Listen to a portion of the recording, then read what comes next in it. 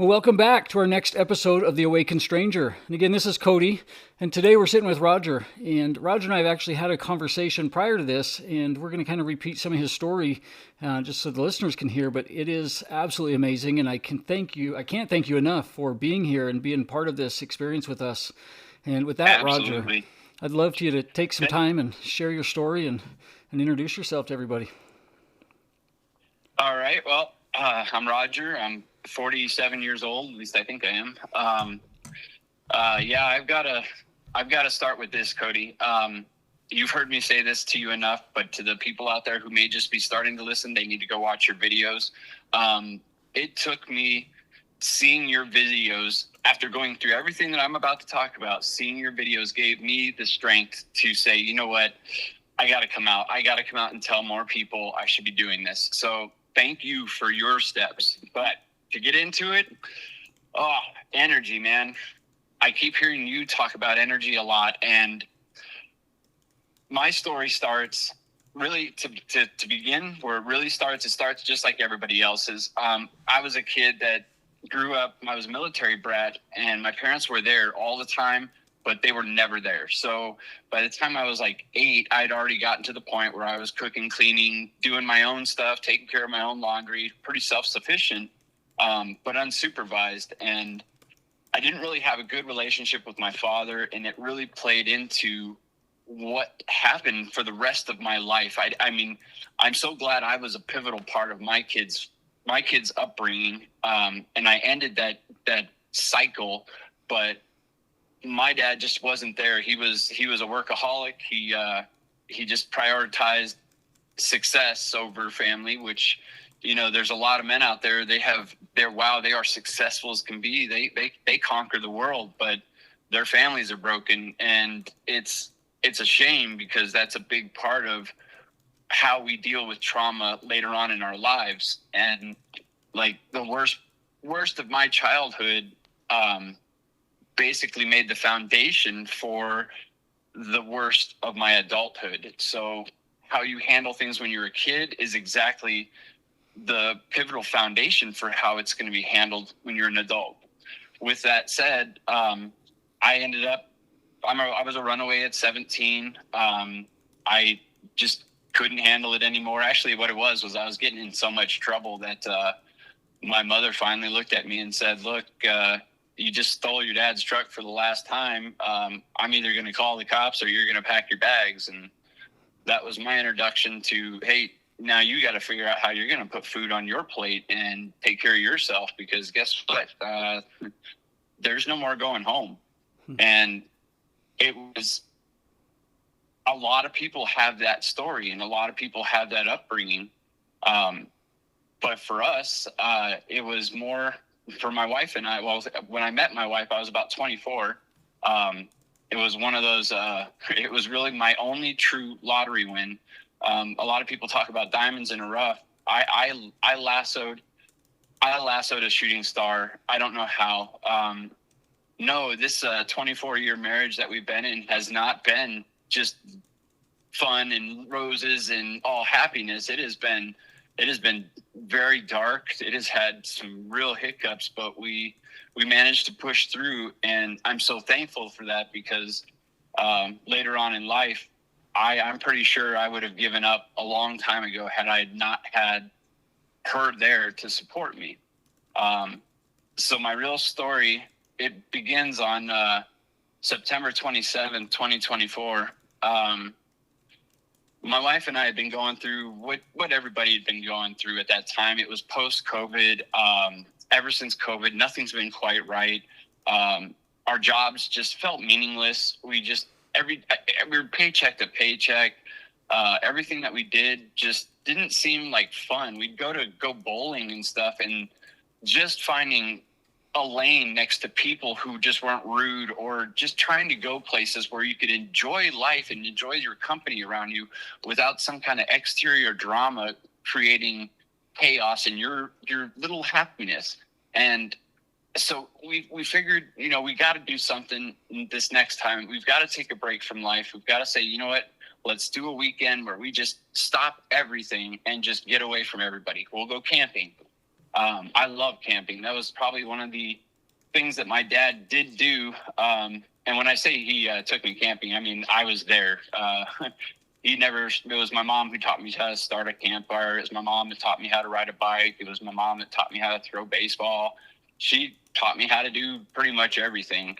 But nevertheless, that camping to me was always awesome, even when Dad wasn't paying attention, probably more so because being unsupervised out in the woods, you're a kid's as a kid, your imagination can go wild, and you really get to suck in nature. You get to play with bugs. You get to, just throw rocks at birds and do all the things you're not supposed to do because mom and dad aren't there, and you get to experience life, and you see things in an open fashion just out there in nature. So that was our plan. We planned on going camping, and at that time we had a few really good friends that were they were pretty stellar. They were good people. They made you laugh. They they called you to see how you were doing, and they brought you snacks when you were at work. They were just really good people. So we were like, hey, you know what, you guys got to come along. Well, they had some friends, and coincidentally they happened to be customers of the company I was working for at the time. So I was like, you know what, why don't you just tag along too? So we had a group of 10 people. It was my family of 5, my 3 kids. He was 17 then. My daughter was 19, or no, she was 20. And then my oldest son would have been 21. We had us 5, and then my daughter's fiance, Nick, he was a 21-year-old, and man, the story behind that kid. So my daughter and him were friends. I know my wife's like, yeah, stick to it, but no, you got to hear about Nick, because Nick is it gives you a light into what character you're dealing with, and he's pivotal to my story. This young man, he was friends with my daughter for probably like 2 years before they started dating. And I always looked at him with that side eye. I'm a father. You're hanging around my daughter. Yeah, I know what your intention. Friends my butt. Get on out of here, boy. So I always had a little bit of, I wouldn't say static. I gave him a hard time. Not being a dick or anything, but just made sure he wasn't going to do anything dumb. And then they were just good friends. But one day, this young man comes up to me, and I'm at work, and he goes, sir, can I talk to you? What does this kid want now? He's like, I would like to know if you'd be all right. Well, actually, if Naden says it's okay first, I guess, and then if you'd be all right if I take her out on a date. And man, this was 2024. This is not 1985. This was a kid from, the millennial age. I've never thought in a million years that chivalry and a courtship would come along from this kid. And immediately I was overcome with this, oh my God, this is the guy for my daughter. This is how I teach my boys, and this is exactly what my daughter needs. And it wasn't probably 3-4 months later, that same boy came up to me and said, I'm in love with your daughter, and I want to be your husband, and can I ask your daughter to marry me? And then I couldn't have been more proud of that young man. For one, I'm a teddy bear, but my outside appearance, I am not a nice, warm, cuddly guy that you just come running up to and throw your arms around. I don't carry that persona, I guess. And this kid just came up to me, and he had all the courage that I would want from a young man that's going to plan on taking care of my daughter and watching over her. So it was a pretty amazing thing that young man did. But anyway, he was part of the trip. Then we had the other group. So back to the story. We had planned it for the weekend of September 27th. Right before the camping trip, Hurricane Helene came in, so it pretty much squashed our camping idea. We were like, well, the campsites were pretty much done, and that's about it. Well, that Friday after the hurricane, after the storm had cleared out, the first day was absolutely gorgeous. If anybody's ever been in that kind of a tropical storm environment, the high winds, that wicked storm pushes out every bit of pollution, bad air, and just resets the entire climate. It doesn't reset the ground. It doesn't reset the trees, the power lines, and society, but it resets the climate. And it was a beautiful day. And everybody we knew didn't have power, didn't have running water. They were talking about at least a week before that was going to be back up. And we're sitting here on a supply to feed 10 people for the next 4 days for sure. What better idea than to just go ahead and let's go camping? And that's exactly what we did. We took off and we decided we're going to go camping. And Cody, you and I have talked about signs and just vibrations and feeling energies. This was well before our awakening. And I know we felt them that day. We should have listened to them because there were so many signs. I mean, if at least 30 trees in your road blocking your way isn't enough to let you know, hey, you shouldn't go that way, maybe you wouldn't even listen if you knew it was a sign. But we fought hard to cut all the trees out of the way to get to the campsite. When we got there, it took us it was about 4:30 in the afternoon. It took us about 3 hours to get everything, to get to the campsite. It took us about another 2.5 hours to clean up the campsite, get the fire pit going, get all the tents set up for 10 people and get everything laid out. Well, it was starting to get dark, and my wife loves to shoot clay pigeons. She loves to shoot, period. And she had just got a new shotgun. It was a Scar 12. It was a Scar 12. It's basically an assault rifle looking shotgun. But she wanted to make sure it worked because when she had fired it at the range previously, the rounds didn't cycle. They were too low of a load. It was just a bird shot. Well, this time she had a hotter load into it, and she fired 2 rounds into the bank across the creek. I only say that and bring that relevance to it because the next steps and the next events are because of that moment right there. So while we're shooting, unbeknownst to my wife and I, there were 3 people on 4-wheelers. Well, 3 4-wheelers with I don't know how many people on it. And they were about a mile away, where my son and my daughter's fiance and 2 of our friends were unloading the last of their stuff and bringing it down to the campsite. Well, those people had rolled up on my son, and I guess they had exchanged some words, something to do with, we weren't where we were supposed to be, and we better get the hell out of there, this, that, and the other. And they heard the 2 shots, the pop, pop from my wife shooting. So they immediately stopped talking to the boys and just took off down the hill. On the way down the hill, they passed 2 of my customers from my store, and about halfway between the customers in my store and where we were, which is about 200 yards, so we'll say 100 yards away from me, there was a downed tree.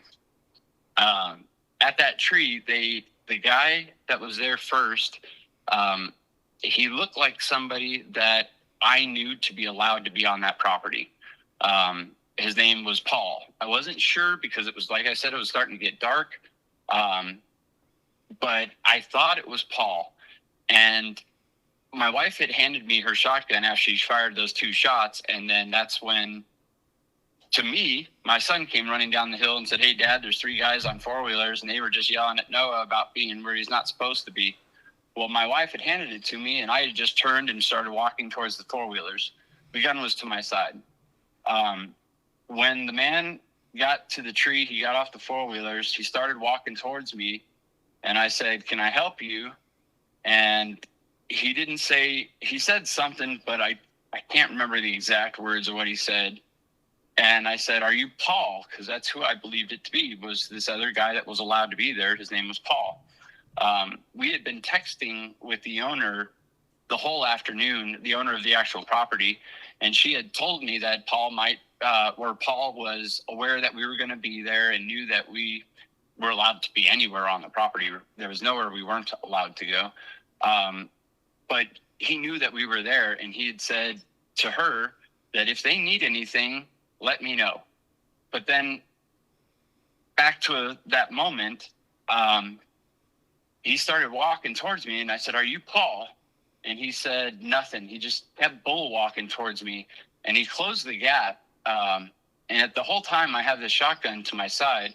Well, when he got about 2 feet in front of me, he reached down like he was going to grab the shotgun. And at that time, I just pulled the shotgun across in front of me and grabbed it with my other hand. So I had a hand on the pistol grip, and my hand was basically on the barrel, holding it against me so he couldn't take it away. Well, he started yanking to rip the shotgun away from me.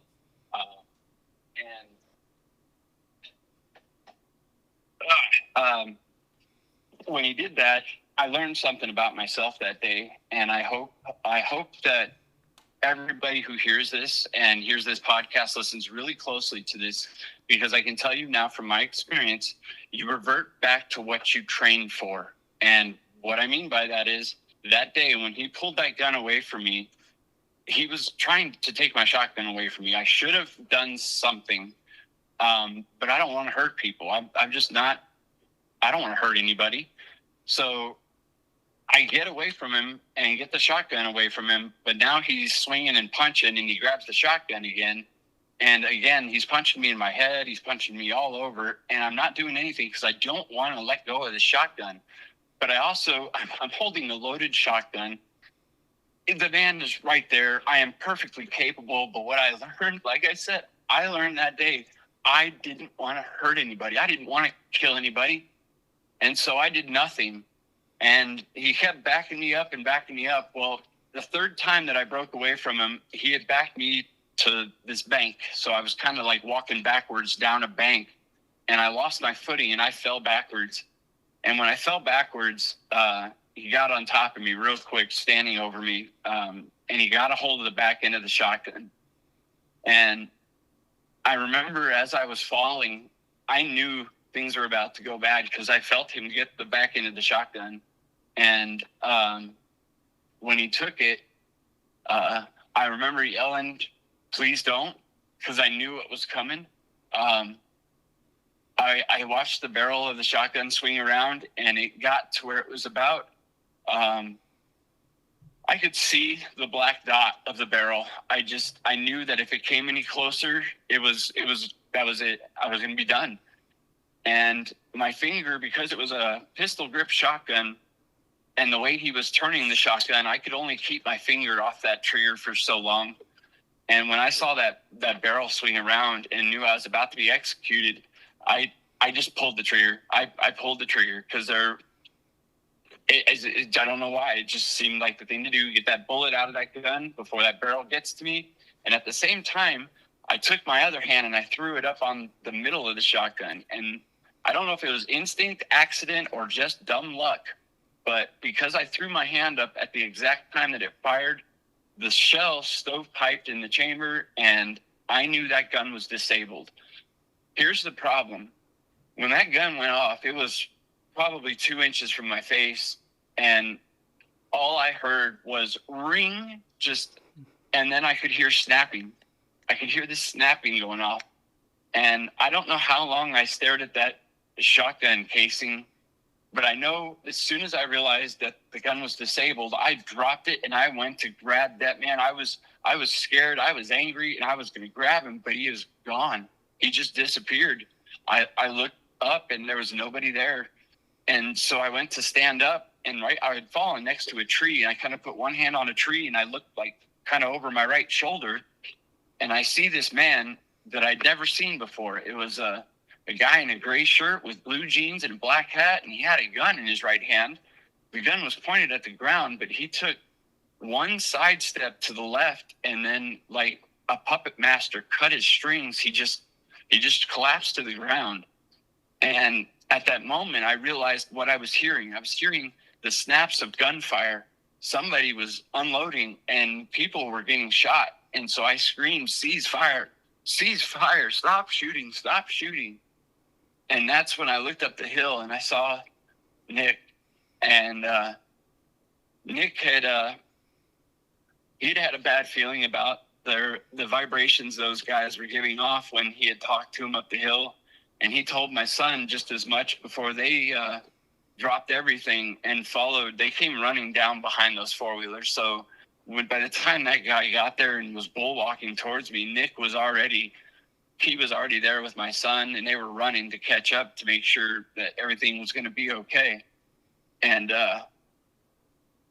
because now I have other sides to the story, I know what was happening. But essentially, when the gun went off, the man that was on top of me reached behind his back, pulled out a gun, and was about to shoot me, basically, probably in my stomach, chest, wherever, right there. And Nick had seen this and pulled out a .45 and had shot the man in the back of the head. Well, the man that was wearing a gray shirt was with this Paul guy, was with him. And that man opened fire in my daughter's fiance's direction and in my son's direction.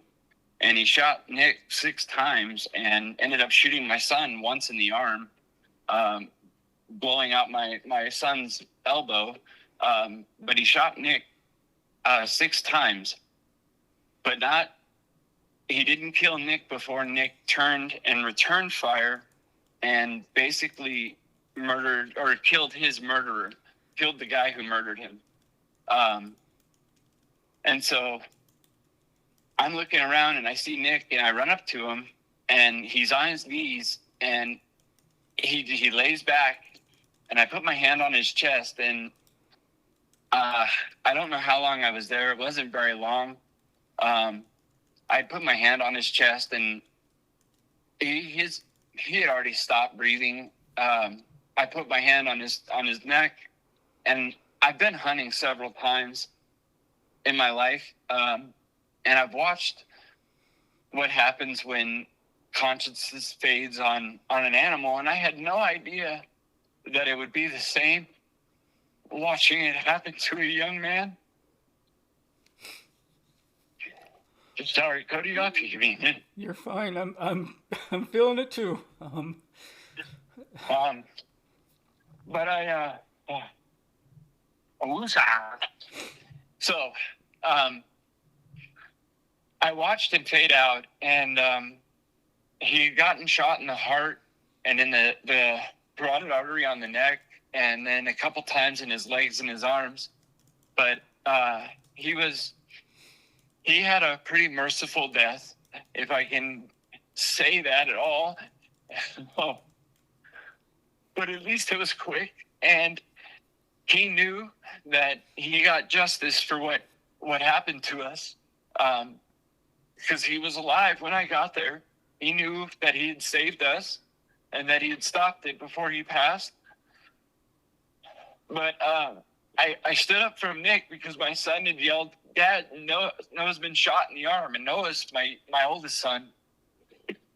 So I was like, I had to leave Nick there on the ground. And I turned towards Noah and I just ran towards him. And when I got there, my youngest son had wrapped his shirt around his arm and had tied a knot into it. And he was doing a great job. He was doing the best he could with the knowledge he had. And to this day, Charlie, if you ever listen to this, buddy, thank you so much for listening as a child, for being attentive to all my boring first aid classes, because he knew what to do and he was right on top of it. He missed one spot, and when I got to Noah, all I had to do was throw a stick against the tourniquet that Charlie had made and twist the stick a little bit more to where we could get actual stoppage. And at that moment, I always refer to Star Wars, and I shouldn't, because this is not a joking matter, but I had a wave of that moment when Obi-Wan gets taken out, and I heard Nick say run. I don't know if I say Nick. No, I can't say I heard Nick, but I just heard run. Get your family and run. Because I didn't know who else was going to start opening fire. I didn't know who else was going to start shooting.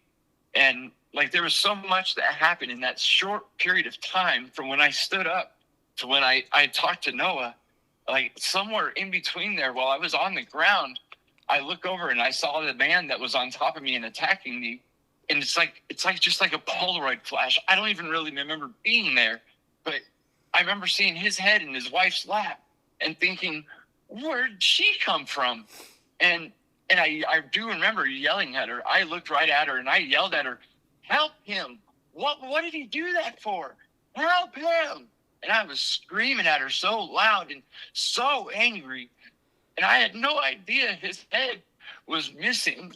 I didn't know.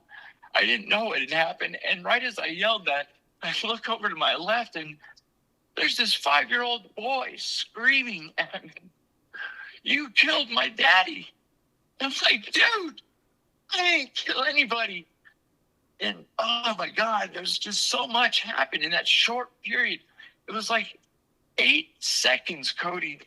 Everything in my world went from we're going to have a camping trip and fellowship and friends to I don't know what I did or what anybody did to deserve this. And it was just awful. So I get my Luke Skywalker moment. I grab my family. They're all stuck. My daughter's kneeling next to Nick, and she's trying to do her best to hold her shit together. And I had to look at her, and I said, Nathan, you have to come with me now. And she looked back, and I said, Nathan, now. Oh, my God. And I had to have her leave him there because, again, I don't know if it was fear, Cody, or if it was just the right thing to do, but I needed the rest of my family out of there. We needed to go. So we did. I got them all in the Jeep, 7 of us, plus 2 dogs piled in a Jeep Wrangler. I had my wife with a broken arm. Oh, yeah, I didn't even get to that part. While my wife hearing gunshots go off. So, boom, shotgun blast, gunshots are going off. My son, my youngest son, hears this from 100 yards away, and I never heard it, but my wife had it described as Odin's roar.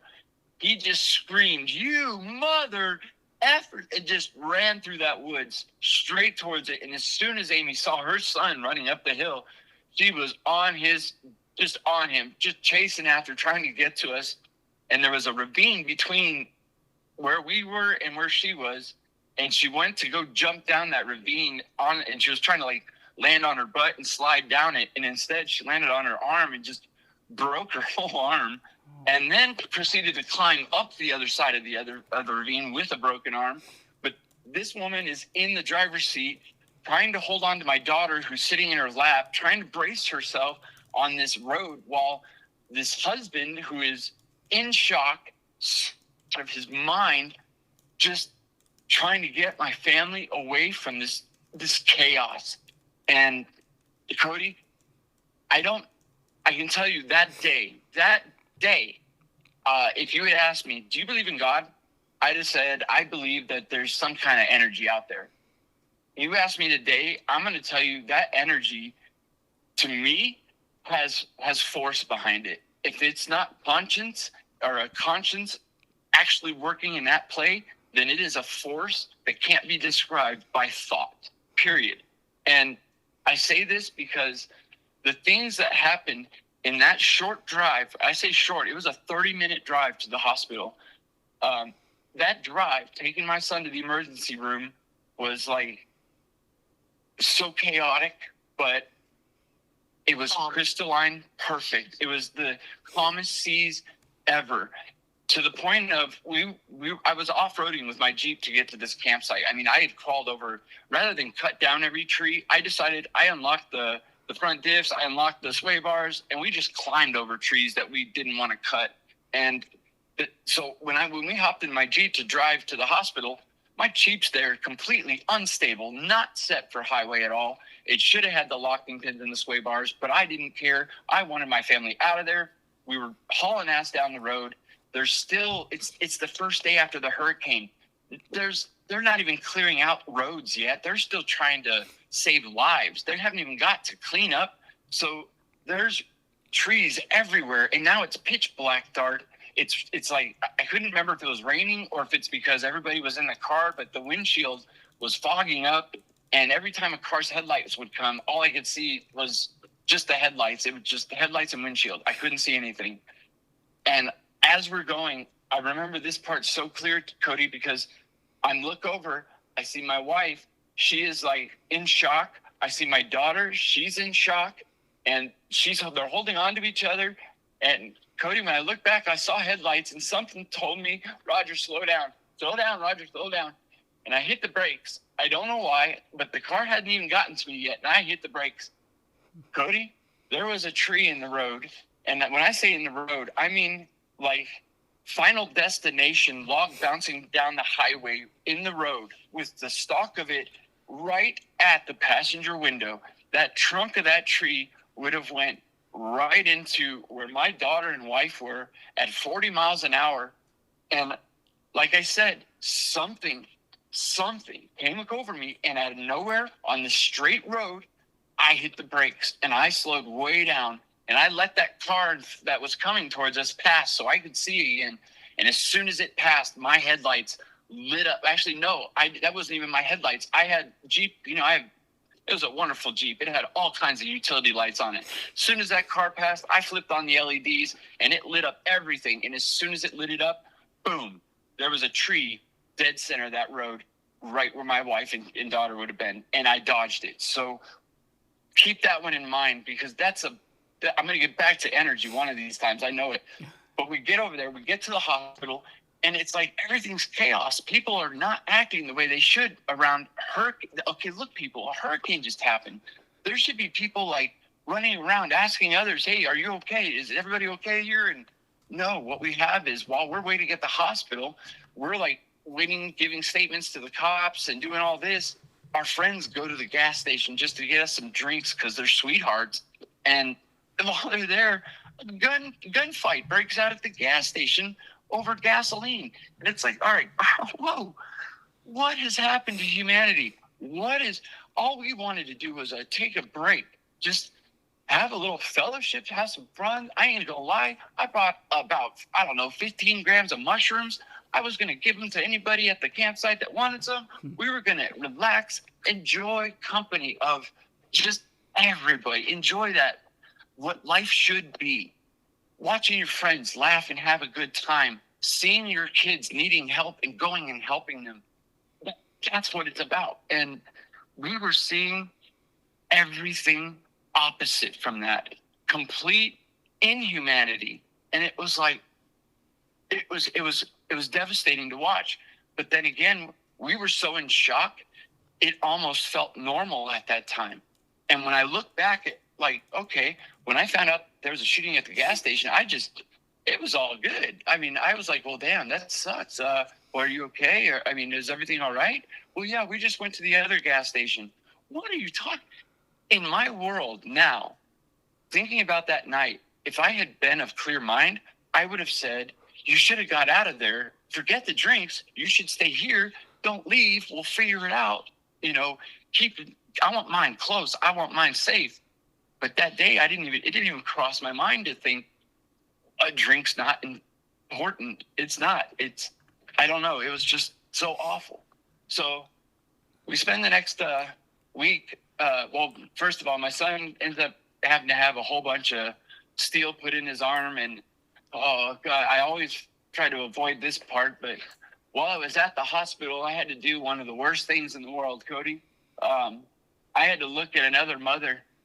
Or look at a mother and tell her that the son that she had entrusted us with on the camping trip didn't make it back, and then try to tell her without crying what happened. And Cody, I couldn't do it. I could not look this woman in the eyes and tell her the story.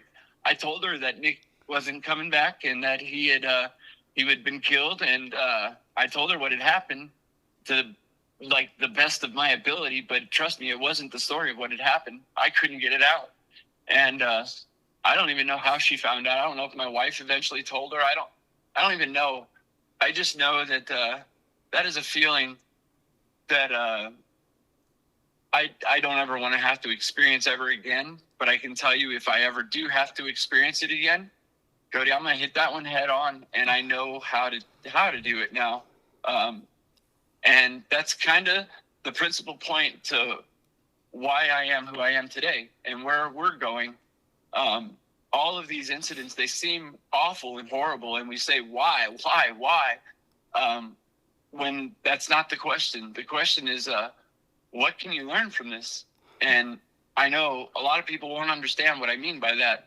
If somebody, there's nothing to learn from it, right? No, there's a lot to learn from this. I've learned so incredibly much from this situation, and so much about myself, so much about my family, my friends. I've learned. I'm gonna say this though. Sometimes knowledge comes with greater consequences than just having to go through these experiences. Sometimes knowledge comes with pain, real, true pain, because once seen, you can't unsee it, and that's it kind of opens your eyes a lot to fake and to false perceptions. And unfortunately, we live in a society where your perception is 100% of your reality, whether I see it or not. And I am seeing everything in a completely different light now, where before I feel like I was looking through a lens, like I was only seeing what I was supposed to see. And now I've put all the equipment down and I'm looking with my eyes. I'm looking with my soul now, and I see things different. And it has been very painful. But in the same breath, it's been, oh my God, it's been so uplifting at the same time, because I've seen things now that I didn't believe in 20 years ago. My wife and I spent the week after that whole horrific event barricaded in our house. And when I say barricaded, I mean, no, we were literally barricaded. We had gotten wind from Facebook, social media, friends, this, that, and the other, that they had, the family of those two men that died, they wanted justice, and they thought the way that it was being presented was that we had ambushed them. And no, fortunately for us, the property was that's where that guy hunted. That Paul guy, he hunted there all the time. And because he hunted there, he had game cameras up everywhere. And from what we understand, it basically all played out on game camera for the police when they watched it. And it was completely nonsense. It made absolutely no sense. So again, you can't ask why. You can't. You can only ask what. And the lessons that we learn from powerful traumas like that is the only thing that can develop you into a better person. And I can tell you right now, I don't ever want to have to go through that again. But I can tell you again right now that if I ever do go through it again, it's not going to go the same way. And I'm not saying I'm going to shoot first and I'm going to, no, that's not what I'm saying. What I'm saying is I know how emotionally I'm going to handle it now.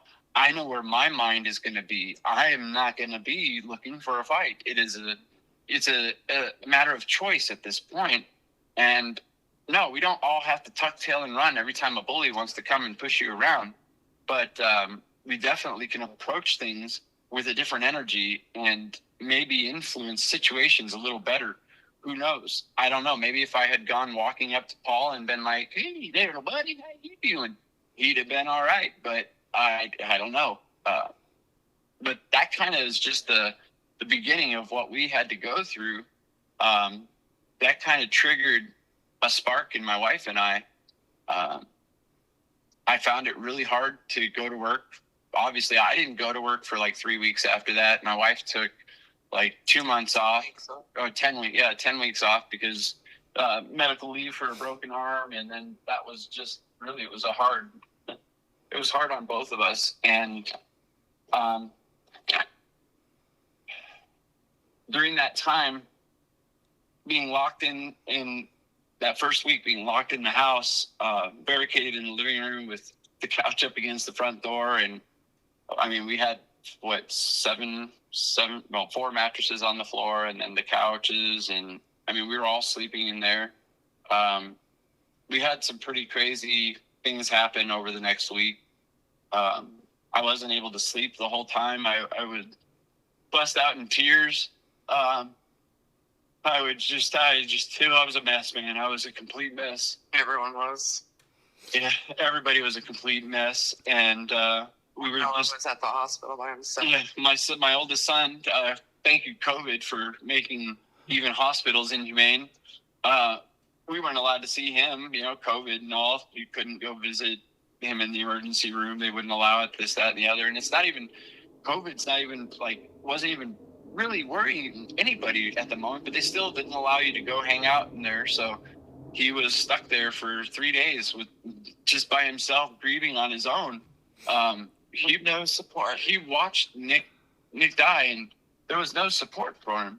Of course, we were all over talking to him constantly through FaceTime and calling him on the phone and chatting with him, but it's not the same. You need a family's touch sometimes, and I think he would have really have been a lot better off at home. But he manned up and he got through that, and he was a real soldier about the whole thing. He was just awesome. He played tough guy when he needed to be tough guy, and when it was time to be open and heartful, he gave hugs, and when it was time for him to break down, he broke down. And I'm very proud of how my son handled himself during that time period. But my youngest son and I can say, I can't say this about Noah, and I've said this many times. If I had been half the son to my father that Noah has been to me, oh man, my dad would have been on cloud nine. Noah has been just an excellent example for me growing up of, well, maybe, you know what, I should be more like my son. Because he really is. He's got his moral compass right. He's got his priorities set, and he's just a good kid. But he was all alone, and he was all alone at the hospital. We were there, not able to hold my crap together.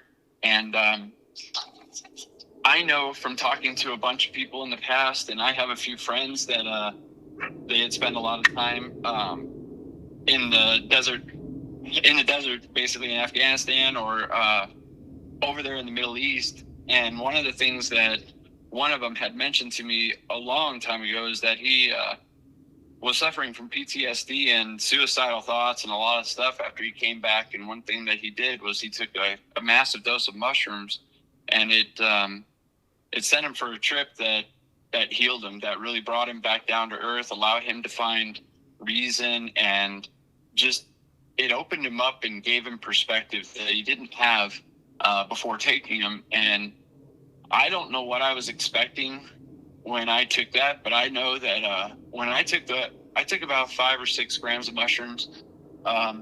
When I took it, I had no clue what to expect. I had taken mushrooms on so many other occasions before, but I had done it so much that my trips weren't even really trips anymore. They were just, okay, where do I want to go today? Because now I know how to work this trip into an amazing reality. I can bend a trip to be whatever I want it to be. And that's one of those great experiences when you can do that. But what happened that night was far from controlled, and it was far from anything I would have wanted to plan, but it was so principally amazing. I began my mushroom trip. It went just as normal, except I was sobbing every 15 minutes because I just couldn't hold my crap together. And I began having a trip where everything around me was vibrant. It felt lighter. It felt like I was outside, even though we were still in this house, and we had been for like 4 days at that point. I didn't go any farther than the bathroom for like at least 5 days. That was the farthest I went from that entire living room area. I had all my food brought to me there. Everything was brought to me. I just couldn't leave. But back to the trip. While in this mushroom trip, I started getting a sense of somebody, and I've had entities before in mushroom trips where it feels like somebody's talking to you, or something like that. But what was happening this time, it wasn't somebody talking to me. It was sheer understanding, like a telepathic conversation where images and feelings guide the conversation, not words and thought. And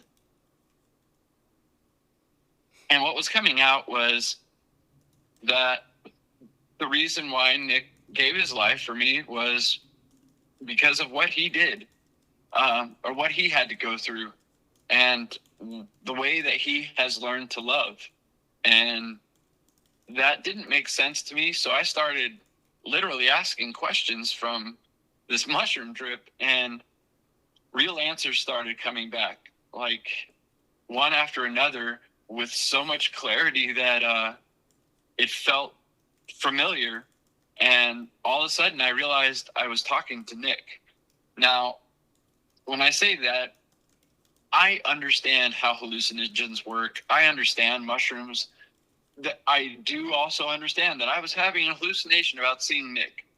I absolutely still believe that it's 100% therapeutic. However, what happened is impossible, because I'm having a conversation with Nick about his childhood, which I didn't have a clue about, because I was too busy being Rodger, too busy being me to worry about who is Nick Long as a kid. How was your growing up? What are your interests? What do you plan? I didn't take the time to do that. I just thought, oh, you know what? I know more than this kid, and I didn't really take enough time to get to know him. But I was learning stuff about this young man in a mushroom trip that I didn't know, like that his dad had died when he was like around 7 or something, and a couple years after his dad passed, his stepdad came into his life, and his dad had been everything to him, and his stepdad knew that and filled that spot for him and was everything to him again. And it kind of made Nick, really, really, he was definitely a father's son. And then unfortunately, he also lost his stepdad. So that poor boy had lost 2 fathers. And I'm being told by this mushroom trip that there's no way I'm going to watch my daughter's dad die right in front of her. And when I heard those words, man, I just broke into tears. I broke into the biggest sobbing fest I've ever had. I've never cried so incredibly hard, Cody. I mean, I was screaming tears, but for the first time, Cody, they weren't pain. I had never felt more okay in my life. I had never felt more reassured in my entire life. And my wife looks over from the other room where, at that time, my youngest son, who was also tripping because for the same reason, trying to help him out because he was suffering just like his dad. And she sees me from the other room, and she comes running over to me in the corner, and she sits down next to me, and she says, "Babe, are you okay?" And Cody, I couldn't get the words out. I just wanted her to tell her I was okay, but I couldn't, because I was so wrapped in this feeling of, it's all right, dude. You're okay, man. And I finally got the words out, and I said, "Babe, I have never been more okay in my life. Nick was just here. He told me what's going on. He told me that it's all right, Rodger, that he would do it again. He would do it 1,000,000 times over. He would never change it. It had to be the way it had to be." And I'm getting these words from him. But what my wife doesn't know is, at that moment, I told him, like, I heard him say that it's okay. I just said, "I wish I could just give you a hug." Cody, I was holding his rifle at that time, and I know everybody's going to be like, "Oh, man, this guy was on mushrooms holding a rifle." But yeah, he was. And I was sitting in the corner. You got to remember, I'm fearing for my life here, people. And I'm sitting in the corner, and I said, "I wish I could give you a hug." And he said, "You can." And when I squeezed Cody, it wasn't his rifle. I felt his backbone, and it just felt so good. It felt so pure, and it felt so right. And so that's why I was just bawling. I was in tears. But she's over there. She's all, "You're okay then. You're okay then." And I said, "Yeah, baby, I'm okay." And she's all, buddy, what's going on? What's going on? And I said, honey, Nick's here, and he just gave me a hug. He told me everything's okay. And she just burst into tears, and she said, honey, you got to hear what your son just said.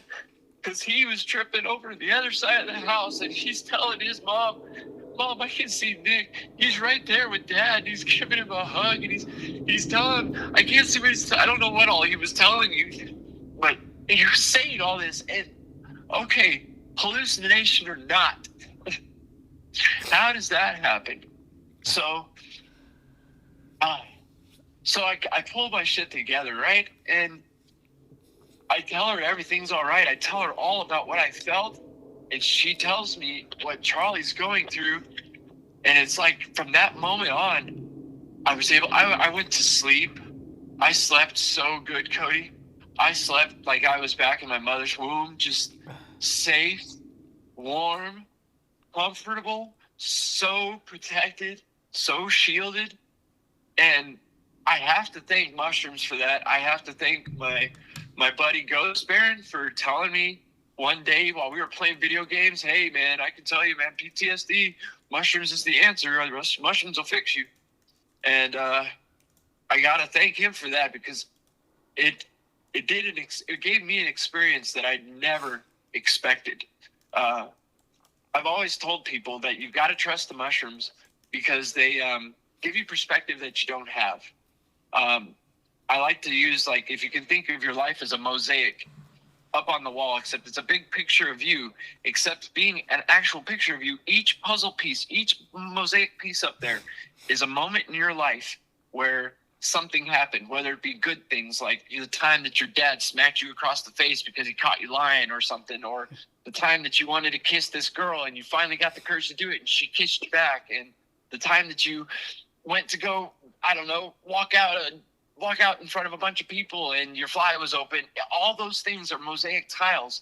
And when you take mushrooms, it has a tendency to take all the ones that are related and put them together to where you can you don't get any extra knowledge. You're not gaining anything new, but you're seeing everything you already know in a better light and in a different way.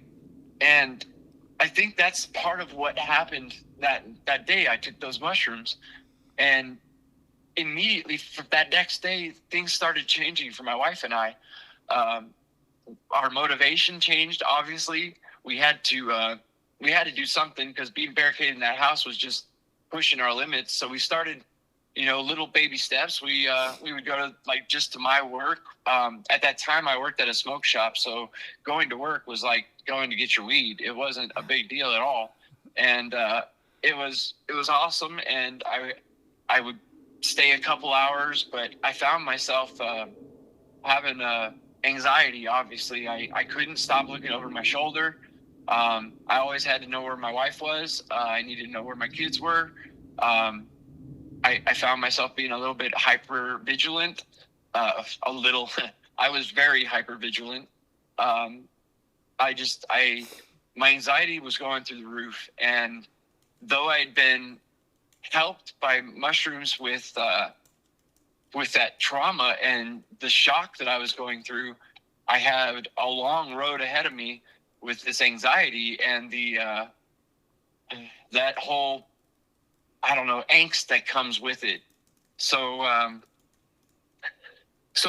breaking out, going to the smoke shop every now and then, and day 6, 7 goes by, and something new started happening for my wife and I. We started getting this flood of ideas and saying, we got to change. Things have got to change. Things have to change. And somewhere in that, one day we came up with this idea of let's start a mushroom company. Let's grow some nootropic mushrooms for now until we can grow some good ones later. One day, hopefully we can be the main supplier for somebody for magic mushrooms when it's finally legal. But we figured, let's get the jump out. Let's do lion's mane, reishi, cordyceps, turkey tail.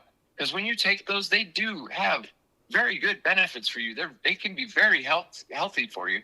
And that was our plan. And we wanted to take that to the next level, but we were still struggling because we're still in the same old house and driving the same Jeep. And we had them looking for that Jeep. And it was still constant reminder of what happened. And we just couldn't push past. So about, I don't know, a couple months after, I don't even remember. By the way, this was September 27th. I have no clue what happened to October, November, December. I have no memory of it. It's like my daughter's birthday is in November, and I don't even remember her birthday that year. I don't even remember what we did for Thanksgiving. I know we didn't have a Christmas. I normally, my favorite holiday is Halloween. I love to decorate our Jeep up, and I have this skeleton that I put a bicycle or a biker helmet on because it's like a full size skeleton, and I shrink wrap saran wrap with stage blood mixed in it, and I shrink that wrap to him, and I put like a biker jacket on him, and I attach him to the undercarriage of my lifted Jeep, and it's badass. People love it. You know, it. I've never had anybody get offended, and it just looks awesome. And I don't even remember doing that year, and I don't think I did. I don't think I did anything. But come January, everything was changing and starting to move, and Amy and I felt this pull. We have got to spend the rest of our lives doing something meaningful. I mean, how am I ever to go back to a smoke shop and sell THCA, which isn't even real pot, to people that don't even know I exist? They just come in for their stuff and go. And how can you? She was working at BMW at the time. How can you go back to that job? I mean, it pays almost $100,000 a year, but it is zero satisfaction to you with zero anything. You come home angry every day. What are we doing with our lives? We had somebody forfeit theirs for us. This is not okay. We have got to do something. So we pushed for this mushroom company, and we knew we had to get out of there. So we decided, you know what? You quit your job, I'll quit my job. You cash in your 401k, and we'll throw all of our eggs in one basket. It's going to be a very small basket, but let's see what happens. It feels right. It feels like it's what we should do. Let's do it. And so come April, my wife quit her job that she'd been at for like 5 years. And yeah,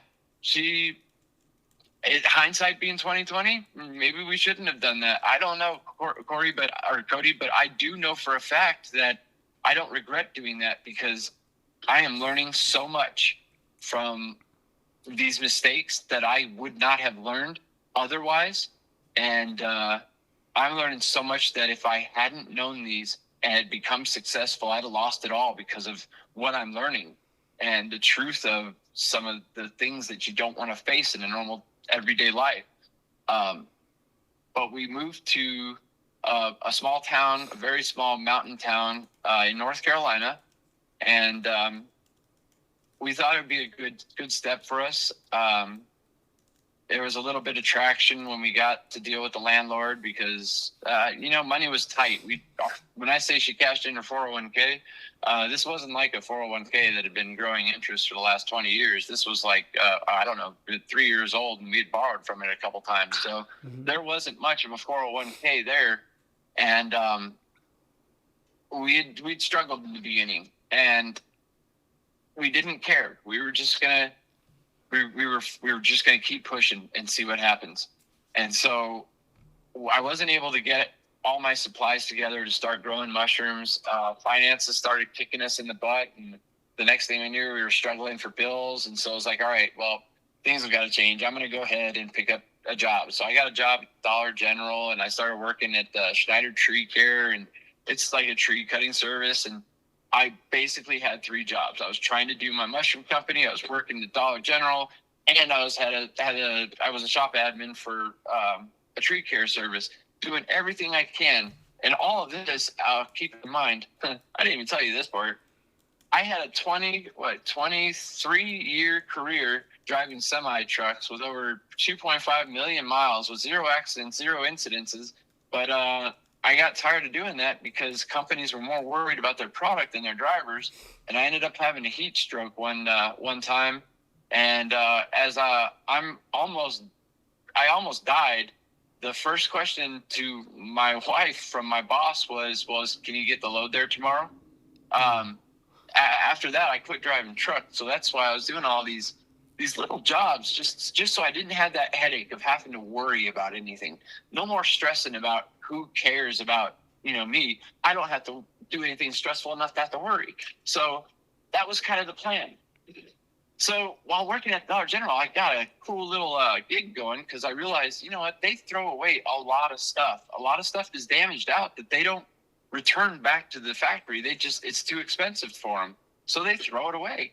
And it didn't look like trash to me. So I started taking that, gathering it all up and donating it to like the pop-up pantry and to the fire department and the police department. And it was everything from like candy to snacks to little toys that were what they call penny out or whatever. They were going to be damaged out and thrown away. So, give it to the police department. If they ever come across a kid that's having a really bad night, which I'm sure they do, they have something to give them a smile on their face or give them some candy or something. Well, that was the plan. And one day I decided, I got to go to work today. I'm going to go grab it. It was October 10th. So it was right before Halloween. We had a lot of candy just in general that was going to go to the pop-up pantry. Well, it's almost Halloween. I figured, why take it to the pantry? I'll go swing it by the school and give it to the school because we have a small little elementary school here in our town. And on my way down to the store to get it, I witnessed something that my 23 years of driving semi-truck just appalled me. And it was a school bus that was going down this 25-mile-an-hour windy road, and she was doing better than 45. I drive at the time, I was driving a Mercedes E350, and I was having to speed up to keep up with her just to find out how fast she was going. And I could hear the tires squealing in the corners, and it's like, okay, whoa. So I hit record on the dash cam, and one of my friends here in town, because, like I said, I donated candy and this, that, and the other. I'd come across him, happened to be a police officer for the town that we're in. And I sent him a message. I said, dude, you aren't going to believe this. And I told him, she's doing better than 45 down in Greenville. Where's a cop when you need him? Joking around, because that's always, where's a cop when you need him? And I happen to have one as a friend, and where the hell's he at? He ain't around. And so he says, well, I'd say call the police department, but right now the department's dealing with a loss because last night one of their officers had a heart attack while on duty and passed away. Well, in our town, that means that 1/4 of our police force just died. And it was very devastating for that office to lose an officer. And he had recommended I go ahead and just, right now, they may not take you seriously. Why don't you just call the school and report it directly to the school? So I did that. And long story short, about 10 days after reporting it, I had this bus driver in the Dollar General giving me a what for about how I'm trying to steal her job and this, that, and the other. And I didn't want the confrontation. I'm not confrontational. I told her straight up, you know what you were doing. I find it very fascinating that you're standing here looking at me right now, yelling these at me. And I think that's more interesting than anything that you have to say right now. So you can continue on out. And she went about her day. And it was about 2 days later, I started getting death threats from that woman's family. And I'm sitting here going, look, the day I went camping, I was just trying to do something for people and just be a happy guy. And the day I reported that woman, I was just trying to get somebody to recognize this woman's going to make somebody's day very unhappy when she ends up getting these kids hurt. And now my life is on the line again. And for what? For what good? Because I want it to be a better world? Well, these people don't. So why? What's going on here? And it sent me right back into the same high anxiety, panic attacks, stressing every day. And it got to the point where if I have to look over my shoulder at work, I can't do this. I can't be here. So I ended up going from working 25 hours at that stupid Dollar General to like an hour a week, because I'd only go and work for just long enough to open the doors for whoever had to open that morning, just to get my measly little hour and then leave, because as soon as customers came in, I didn't want to be there. I didn't want to put anybody else's life at risk. I didn't want to put my life at risk. And everybody's all, call the cops, call the cops.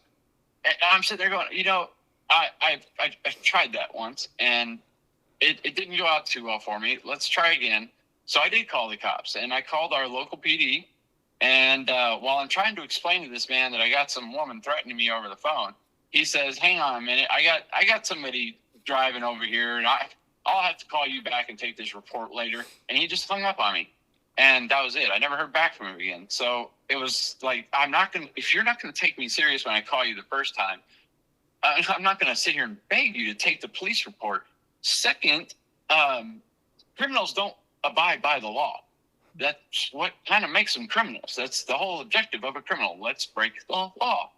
And what makes you think that a criminal is going to abide by a protection order? That's just another branch of the law. That's a rule they're supposed to follow.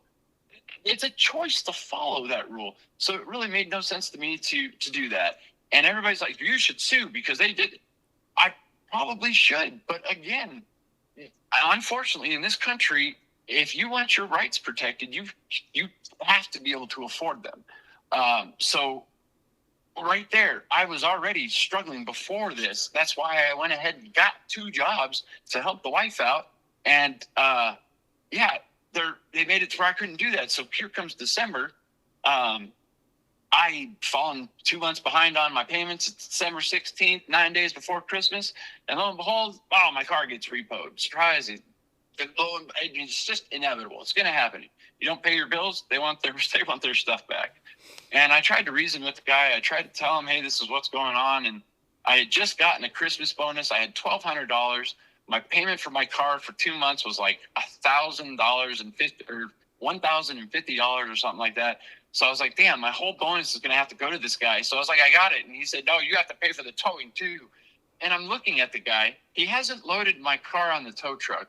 I'm staring at it, sitting in the parking lot, and he's telling me I got to pay for the tow. And I already know, because our contract deal was if they had to repo it, it's $350. And he's sitting there saying, no, he won't. I got to pay for towing too. So after I lose that argument and decided I'm going to pay the $350, he said, no, towing's $1,000. And I said, what? What do you mean it's $1,000? It's $350. He said, no, it's $1,000. So I'm like, get bent. What can I do? What can I do? I can argue with you and lose, or I can argue with you and lose and probably go to jail. What the hell? I give up. Take the car. So again, I tuck my tail and I run, because I just don't have the courage to stand up. I don't know, Cody. I don't know what it is.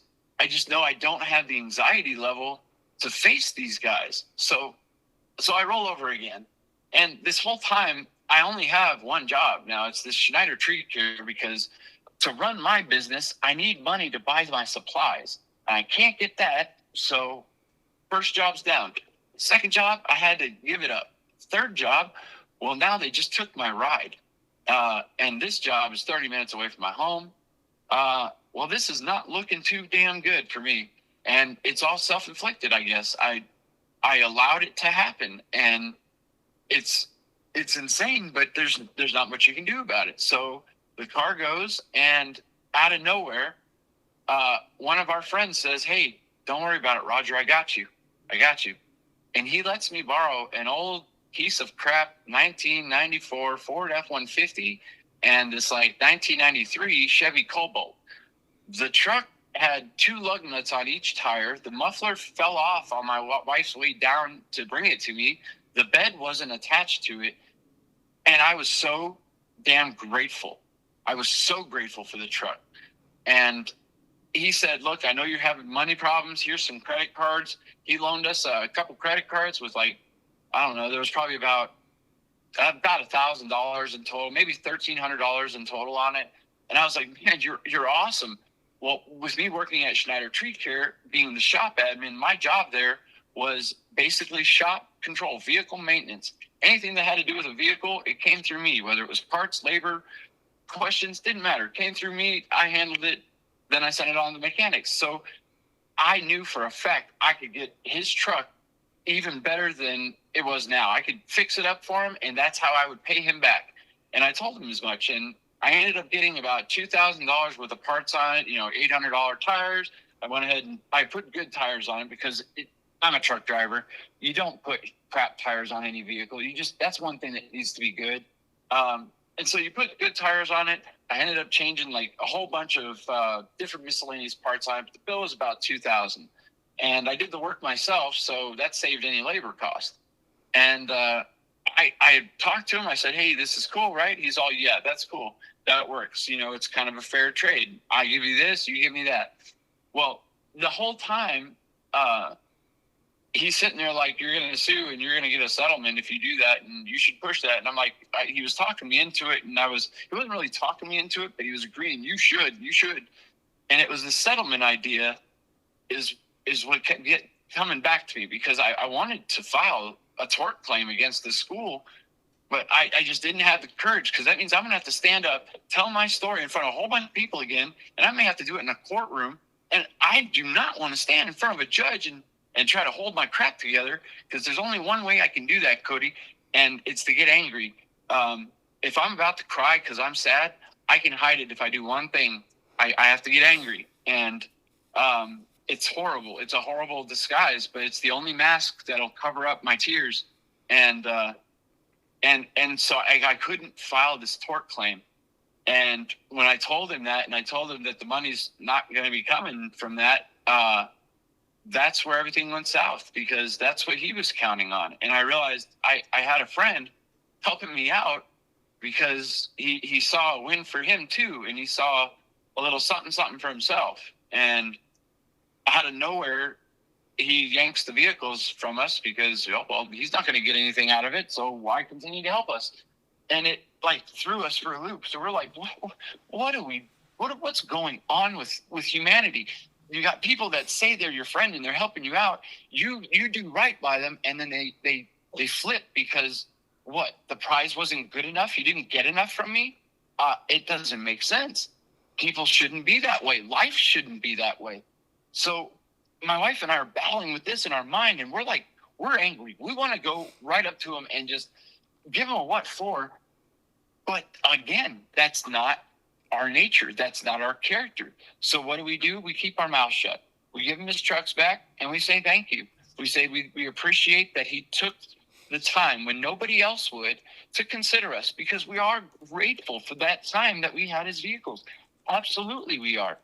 I just don't understand the intent behind it.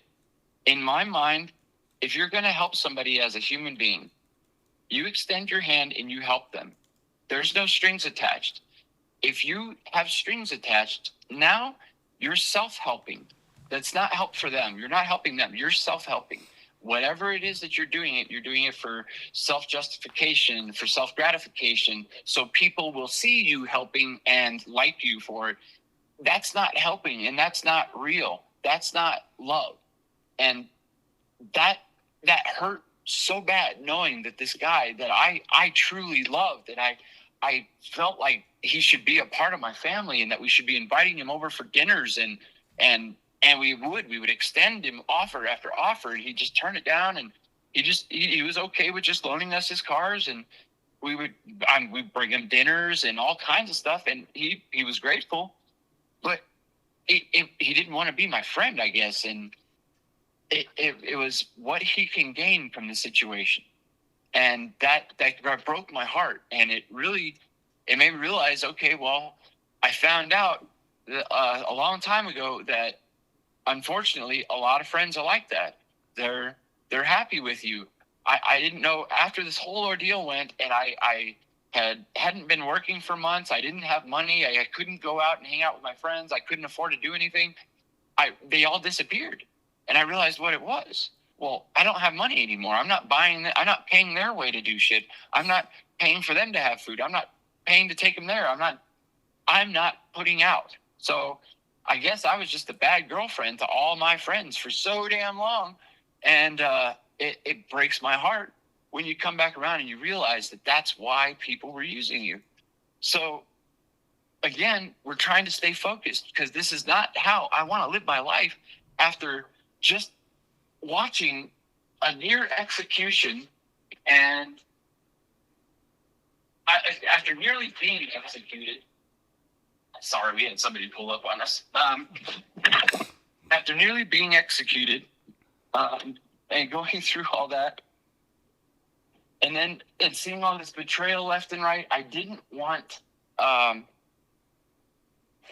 to make any more enemies, if that makes any sense. I didn't want to find out that if I have a confrontation with him in this small community, it's going to make me out to be some kind of wicked villain, this, that, and the other. And so we just kept our mouths shut. And I really, he waves at us now and stuff. And it's like, I wave back, but he doesn't want to be a friend. He doesn't want to know us. He doesn't.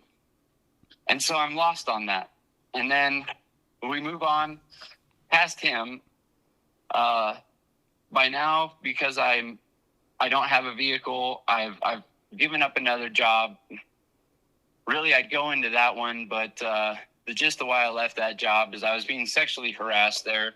And as dumb as that sounds, it's true. And as a 47-year-old man that's already having masculine identity problems because everything I'm doing is being demasculinized, and I'm being like, every bit of my manhood feels like it's being stripped away or lost from me. Every confrontation that I run away from, and every argument that I choose to be the better person, and every situation where I choose love over hate, it feels like I'm getting knocked down and being like the girl of the situation. And to all the women out there, I'm not saying that women are weak, because by God, I know how strong women are. My wife is probably the base rock to my foundation. So I understand it, but I just feel so small and so weak and so helpless when I don't have to be. I could flip that around. I could turn into somebody else, but I don't want to be that person. I don't want to get angry with people. I don't want to be the one that yells and screams at everybody and says, F you, and I don't have to put up with yours, and I'm going to argue with you about this, that, and the other. No, because I don't have time for that anymore. I have time to love people. I have so much time for that. I will stop everything I'm doing today if that's what you guys want to do. Hell yeah. But I do not have time for uselessness and arguments and belittling and taking light from people that are trying to shine. It's not a good way to live life. And so basically, because we're not making the money that we should, and I no longer have a car, and I'm not working at the place that I was working, I lost both my jobs, out of choice, out of moral principle, and it put us in a bad spot. And my wife and I knew it was gonna put us in a bad spot. So at that time, my oldest son was living with us. After Nick died and we moved, my youngest son kind of had enough, and he couldn't handle the stress of the house. And so he left to go live with his girlfriend, which it really wasn't the best choice for him. And it really hurt his mom and I, but we knew he had to grow. He had to leave the nest. He had to do what he had to do. But when you're financially broke, you can't do anything to stop it. You can't do anything to convince them it's better. You can't do anything to show them, hey, just be patient. Things will get better. I mean, how do you give your kids that confidence when they're looking at a dad who just quit a second job, doesn't have a car? Mom's now like walking to work and trying to do anything she can to get to work. Yeah, that's pretty big. That's hard to do for a kid, and I guarantee he struggled with that one. And so then that friend I was telling you about, my police officer friend, comes out of left field like the hero he is. He's a great officer. I know a lot of people have animosities towards cops, but I'll tell you what, this guy, he'd give you the shirt off his back if it even kept you a little bit warmer. It wouldn't matter. He is just a selfless person. He's all about helping and his community. He's a great guy. And he hooked us up with an $800 van that's probably worth about $2,000, but he hooked us up. He got us a great deal on it, and my wife was able to pay for it. Well, actually, she's still paying for it. We're kind of chipping away the $800 with him. He loaned it to us, and we went and bought it. So we got this great little Nissan Quest. It's barely driving down the road. It's got 2 broken CV axles. The steering column's all over the place. I got about 4 inches of play in the steering wheel. The brakes are going now. I mean, but we are going.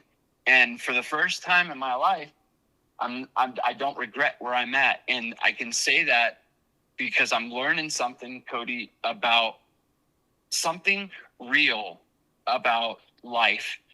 And I don't know what it is yet. It's slowly unfolding. Whatever we're doing, it is right. These lessons that we're going through, what we're going through right now is necessary. It is absolutely necessary. And I hate it because it's painful. It sucks. I mean, I'm watching my wife's weight drop every week because we just can't afford good protein. We have to eat whatever we can afford. And it's like, food isn't food. Oh, and food isn't food anymore, but we can go into a whole nother hour on a podcast of how the country has allowed the food products to turn into plastic petroleum-based products, but that's just a whole nother conversation. But it's like, there's January. Oh, yeah. Did my phone die? Oh, no, okay, good. I was worried my phone died. No, we're good. You still there, Cody? Yeah, absolutely. Okay. Okay, so we're not sad about where we're at, but we're really sad about what we're seeing while where we're at. We end up losing our house inevitably because the house we were in was for people that were working hard, and at the time we were working hard and we had a plan and it was going to work out and we were going to get that and it was going to make it. Oh, but it didn't, and with that we lost it all. We ended up we were going to get evicted, and I didn't even want to fight that, so I said, look, dude, just shut up, I'll move the hell out. And you know what, here's the dumb thing, Cody. I felt so bad that we were late on the first and second month's rent. We were only late by one day the first time, and we caught a lot of grief on that. And then the second time we were late 10 days. Like 10 days. It was like 10 days. And the last time I said I'd be late. Oh, yeah. One day. Yeah, so the last time my wife said, we'll have it on the 15th. It'll be there. It'll be one day late. We're sorry. She said, if you don't have it on the 15th, or if you can't have it by that day, or the day before is what it was, I won't be renewing the lease. And it's like, really, where's the humanity, honey? You know what? I felt so bad about being late the first 2 months. I built this beautiful, beautiful stone walkway for free for that lady. It's like I would charge a customer at least $1,500 at minimum for this stone walkway. And I will say it was self-serving because when we got there, the house is beautiful. And you normally look on a house when it's not raining. Well, that day it wasn't raining. I got 3 dogs. When it rains there, the entrance to that spot is red clay mud. And the stone walkway was self-serving, but still, it was me doing it for them and my materials, and they didn't even there wasn't even a thank you and nothing for that. It was just complete. If you can't have it on time, you're not gonna stay, and we're not gonna renew. And once we heard that, the wife said, yes, my wife was pretty much like, you know what, I'm done. She was done with ever paying rent again. I will never hand a landlord rent money ever again. I will live in my vehicle. I will live behind a Dollar General in downtown Chicago in the dumpster before I hand a landlord rent money ever again. And it's because of situations like this where it's just the worst possible people have this dictation over your life and no respect for humanity and no respect for the trials and tribulations that is life. Life does not work 9 to 5. Life happens 24/7, whether you're ready or not. And these people don't see it. They don't have the humanity for it. They just they just continue their lives, and whether it benefits humanity or not, they don't care because it's about their self-serving needs. And I think that's part of the main problem is we just need a lot more energy out there that's for The greater good. the greater good. Yeah, thank you, babe. For the greater good. Wow. So, go ahead, Cody. You got to say something through this podcast, man. I'm hearing the whole story and I'm just in awe. The emotions that you brought onto me and the message that was shared and the man that Nick was is unreal. I felt like I could feel his presence through that story and just here even comforting me as well as you and knowing that he chose that on purpose and he would do it again. Like that, just to me, it goes to show, along with the part of the story at the beginning, right? Him asking for permission to ask your daughter out and to ask for her hand in marriage, and to know that he protected that family was unreal. And then hearing the rest of your life and your story and where you guys have gone through, I still don't know how you smile. You're an amazing man, and I can tell you how, Cody. I can tell you how because I can see and have a vision of a better future. I have this feeling. I haven't even gotten to the best part, Cody, because the best part is the awakening, and I haven't even gotten to that. This isn't even brushing on that yet. We're about a month away from that, because it was about a month after where I finished my story with you right here that we had our awakening, and we were getting ready. It was like weeks before we were going to have to be out of the house. We couldn't find anywhere to go. We were desperately searching for an RV or a camper or something we could live in. We didn't have any money. So it was like trying to buy an RV with no money. Good luck. And out of nowhere, my son says, "Dad, I got you $4,000." And it's like, whoa, what? You got us $4,000. Awesome. We can get an RV. Well, then, of course, the RV that I had picked out that was like $4,300, it had sold. And the only RVs that were available that were what we needed. And keep in mind, when I would have taken almost anything at that time, but it has to have some critical, minimal things. And one is be able to run. And because if I can't move it, it's useless. And we found one that was like 8,000, and it was like, all right, well, maybe we can figure something out and do this and pull this off. And we kept trying, and we tried to raise some more money, and time kept going by, and it was getting closer to having to move out. And now we were given $4,000, but we didn't have the money to be doing anything, and we were running out of time. It was like we were watching the 4,000 turn into 38, and now it's 33, and then it's 31, and now, okay, well, you got paid, so it's back up to 36. All right, yes. Well, no, because we have bills, so now it's down to 29, and then it's down to 24, and it's like, how are we going to get an RV? We have like days to go, and we just said, screw it. We're not going to be able to pull it off. We're just going to have to find a hotel or go that route. And my oldest son had told me, "Dad, don't worry about me. I'm okay. I'm only home because I want to be. I can go to my friend's house right now. He has a bedroom for me. I've played there. I played my video games there all the time with him. I'm already set up there. I'm good." And I was like, are you serious? And he said, "Dad, you're okay. Just you do what you guys got to do." He said, my son works at BMW too, and he works hard. And he has been giving up his paycheck to us for months, trying to help us keep everything afloat. And We're paying thousands in rent. oh yeah, I mean, it was rent's ridiculous. It's for this 3-bedroom tiny home that we have, which is not that tiny, but it's small. It's like 2150. Well, no, now it's 2450 because after they kicked us out, they raised it up by $300. But it's like, this is just too outrageous for us right now. We're going to have to move in a hotel. And then my wife tells me this story. She's like, she's the manager at Dollar General at this point, because once I quit the job, it allowed her to go there and take over as manager for that place. I mean, she was already a manager at BMW, or a lead supervisor at BMW. So to manager at Dollar General is pretty much like she could do it in her spare time with her eyes closed. And she wanted to do that. She said, "I want the stress gone. I can handle this store. It's not a big deal. It's like 3 employees instead of 150 something." And she was cool for it. So she did that. That's exactly what she did. and she became the Dollar General manager there. And everything was flowing. It seemed like everything was going to be okay. My son he's got his own place. The hotel that we needed to stay at, ironically, was like a quarter mile from the Dollar General that she was going to be working at. So even if the car broke down, we'd be okay. So we started staying there, and through the whole thing, we're getting this vibe. Before we get to the hotel, though, is when our awakening happens. We're having a day.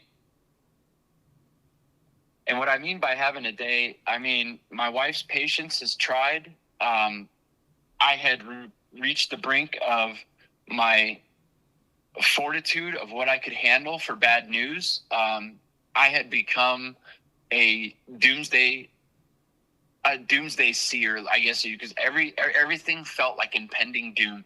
Any notification I got on my phone, it was impending doom.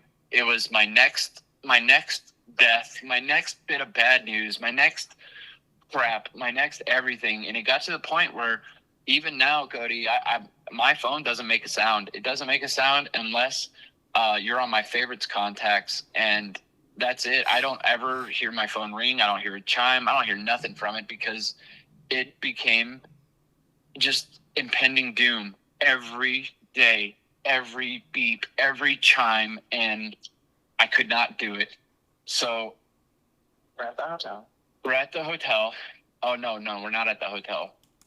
We're in the bedroom, and this day that we're having is just awful. She's crying. I'm crying. We're both grabbing onto each other in the bathroom and just holding each other. And we're trying to talk things through. And I look at my phone, and we end up watching a video on YouTube. And it just happened to pop up, and it said something that caught our attention. And we just looked at it because it was kind of weird. It was coincidental kind of thing. And when the video started, it started talking about energy and about understanding situations. And then it got real damn specific. Like when your friend betrays you with a vehicle and takes it back. And just things that were... Yeah, when you lose your home and you're about to go to the hotel, and it was things that it was too specific, Cody. It was too specific for a normal YouTube chosen light kind of, you're a chosen one, and this is a more, what do they call those? A self-help video, and it was too specific. And both of us just kind of looked at each other and were like, what's going on? And then as this video played on, more and more and more things kept happening. And it kept happening back to back to where it just nailed every aspect of our lives, from friends' betrayals to the having somebody give their life for you. And just everything was talked about in this one video. And it hit us so hard, and we realized in that moment that we weren't alone. And both of us just grabbed onto each other and collapsed to our knees, just straight to the bathroom floor, and we just fell into tears, and we knew something was happening and something better was coming, and we could feel it. And for the first time in a while, the impending doom lifted, and a righteous, it's gonna be all right feeling hit us, and just like a wave just crashed over us. And from that moment, it changed our momentum. We were no longer moving out or getting kicked out and going to a motel. We were leaving the house and starting a new life, and we were going to have to stop at the hotel along the way. And we decided, you know what? I am not even going to... All this stuff in this house, everything in this house brings back some kind of memory I don't want to have. I don't want to look at a couch where I've seen my daughter and Nick sitting and watching TV. I don't want to look at a TV that I know I've played video games on with my daughter. And I don't want to look at this stuff anymore. I don't want to see it. And it hit us right then. My wife was working, like I was saying, she was working at the Dollar General. Well, one of her employees, he was in a rough spot. They're a family of four. Him and his wife or girlfriend, whatever they are, and they had two kids together. And they had been living in an 8x10 shed, man, like a tough shed. And I found this out, and I was like, what? And I was like, you guys, what are you going to do? What are you guys going to do? Well, I mean, I can't help you. We're going, if I had known that, I'd have let you move in probably. But before I say that, maybe I wouldn't have. I would have probably thought real hard about it. But nevertheless, I would have thought about something. What can I do for them? And I'm about to move out of this house, and he's telling me that he's found a place, but he can't get it because it's like $600, and it's like out of his reach, and he has to have it before somebody else grabs it, because it's one of those things where everybody knows that's the cheapest place to live, and if you don't grab it right away, you're going to lose it. So he was almost sure he wasn't going to get it. And I'm looking at our $2,300 in our bank account going, we don't have enough to do it, babe. We don't have enough to buy an RV. We're going to have to go to the hotel, and we're going to have to figure it out. And if we're going to have faith and trust that there is something better coming, we got to do what we got to do. We got to do the right thing here. And we went ahead and gave him $600 so that he could get that apartment and move his family out of there. And then, as they were so happy with us for that, they came over to help us move and help us get our stuff out of there. And in the process of that, somewhere in a conversation, I'd heard my wife say that the kids had never had a door in their house ever. And I was like, what? And she said, no, they've always lived in a shed, and that they've never had a bedroom door or a bathroom door or any of that. It just blew my mind. Like, I would expect this in Haiti. I would expect this in some of the places in Tijuana that I've been to, but not in the middle of a beautiful mountain town where there are houses here that are like $4 and $5 million homes. And you're telling me this guy's kids have never had a bedroom door, have never had a bathroom door. And it blew my mind. And at that moment, it hit me. I don't want to move all this furniture. I don't want to touch this furniture. I don't want anything to do with it. They don't have anything for a house. And we just gave them all of it. We just said, here, you guys, I'm going to let my kids go to town. They can have whatever they want first. But when they're done, whatever's left, I'm going to make a pile. This pile over here will be my pile. Do not touch my pile. Everything else, have at it. And I'll tell you what, man, I only had to move like maybe a van load, like a minivan full worth of stuff, maybe 2 minivans full. Well, all of our stuff fits in a 5x5 storage. Oh, yeah. Well, yeah, all of our stuff now fits in a 5x5 storage. So it's like, it felt so good, so damn good, Cody, to do that. And to know that I was giving them that opportunity, and that I was giving them an entire household of really nice furniture. I mean, king size. We had a California king bed. It was brand spanking new. Maybe what, three months old? Yeah, it was brand new. We had another mattress that was a king bed that was same story. It was given to us like maybe 2 months before, and it was brand new, still in plastic. So they had, it was going from complete desolation. They were moving into what their perception would be at least somewhat wealth, somewhat nice things, brand name things that actually held up and didn't break the first time you used them. And it was so awesome to do that. And when my wife and I got to talking later about it at the hotel after we had moved out, and the realization of, oh, by the way, when we do find a place, what are we going to sit on? Where are we going to sleep? What are we going to do? What? It turned into, yeah, but how good do you feel? How good do you feel right now? And the answer was too good to imagine. I mean, it was awesome. It was a great thing. Rodger and Amy, you are fucking awesome. Yes, that is exactly what you need to do with the rest of your damn life. And that's it. That's when it dawned on us. We wanted to help people out with our mushroom company, giving them nootropic mushrooms that we make, that we put into our own candy, and it would be made out of love. So that the secret ingredient would be love, and it would just empower people and make them feel better. But that wasn't enough. That's self-serving. It means I have to make profit. It means I have to make money for me. And that, yeah, as good as that is, It may be how I finance my future.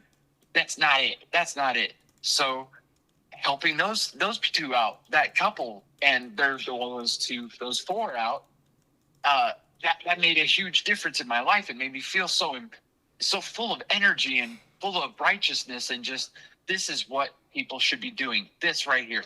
And so we went ahead and we just decided that's it. We're going to find a way. I don't know how yet, but we're going to find a way to help people.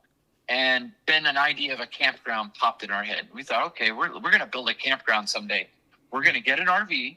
Then we're going to camp our RV at my friend's place. The cop, he's got a bunch of acreage out there. He's going to let us put it there. We'll get an RV. We'll put it on there, and then we'll save up and we'll buy property. We'll open up a campground, and this campground is going to be different than anybody else's campground, because this is going to be about fellowship. It's going to be about getting to know your neighbor. It's going to be about being good people. And it's also going to be a place where if somebody is being threatened, we're going to be that person that says, hey, I have a cabin for you that you can come stay at, where we're going to have somebody, if you need be, sit outside of your house all night and make sure nobody messes with you. Why? Because I want to be able to provide a safe haven for people that don't have anywhere to turn. We had nowhere to turn through any of this. The police, they're like, no, until they make an actionable threat, we can't really do anything about you. Hearsay is hearsay. Oh, what? Well, that doesn't help me. So I just get to live in fear then. Okay. And then when the bus incident happened, there's nobody to call. Like, hey, I just reported this and the school betrayed me and now my life's in jeopardy. Oh yeah, we have a place for you. Just come right over here and have a seat. We'll get you signed up. They don't have that. It's not available for people. So that's when my wife and we came up with this concept of the Long Guardians, and it's called the Long Guardians in honor of Nick. And I haven't done it yet. I have all the articles drawn up. I have everything ready, the business plan proposed, but it's for a nonprofit organization that's sole purpose is a protection initiative to keep people who need to report abuse or are in danger for doing nothing of their own wrong. They're just in danger. They're being threatened and have nobody to turn to. Give them a safe haven. Give them somebody to call to make their report to so that their identity is protected. And then the Long Guardians can report on their behalf and keep them safe. That way they don't have to be in fear like we were. I think my microphone died, didn't it? Nope, still here. Okay, good deal. We're testing the limits of these batteries today. But that was our idea. We would start this up. But then, as things do, we kept having these conflicts, Cody, because it would we'd rise up, we'd have a plan, and then we'd wake up the next day, and it would be like, where did the energy go? We're drained. Why am I drained? And then the next day I'd wake up, and it would be even worse. It would be the energy's not gone today. Now I'm fighting with my wife, and my best friend and I, we're already in the shit right now. We're arguing and we have conflict, and neither one of us want to be arguing with each other right now, but we're so lost in hope that we just can't find it in us to smile, even though we have this plan. Somehow it's going to work. It's going to happen, but we just can't get it going. Can't get the motivation. Can't get the energy right. We didn't know what's going on. And then on top of that, you have other conflicting things from outside. Like, then you find out that the guy that you helped out, the family you helped out, they turned around and sold a bunch of the stuff that you gave them, and that they're trying to make money off of the things that you helped them out with when you were buying the apartment. And it makes you want to just get angry again and go, what the hell? But if I get angry, Cody, I'm betraying the reason why I did it. I didn't do it so that he could have my property and so that he could be happy and tell everybody that I gave him that. No, I gave it to him because they needed it. Whether they needed it to sleep on, sit on, or sell, they needed it. And so you try to suck that back in and think about, no, I did it to help them. Whether he sells it off or not, it doesn't matter, because I did my part. My part was to help him, and I feel good about that. So what he does from this point forward, that's on his moral compass. That's not mine. That's a you problem, not me. So you try to dial that back in and get your energy back up, and then immediately something new comes up. And for us, what was new?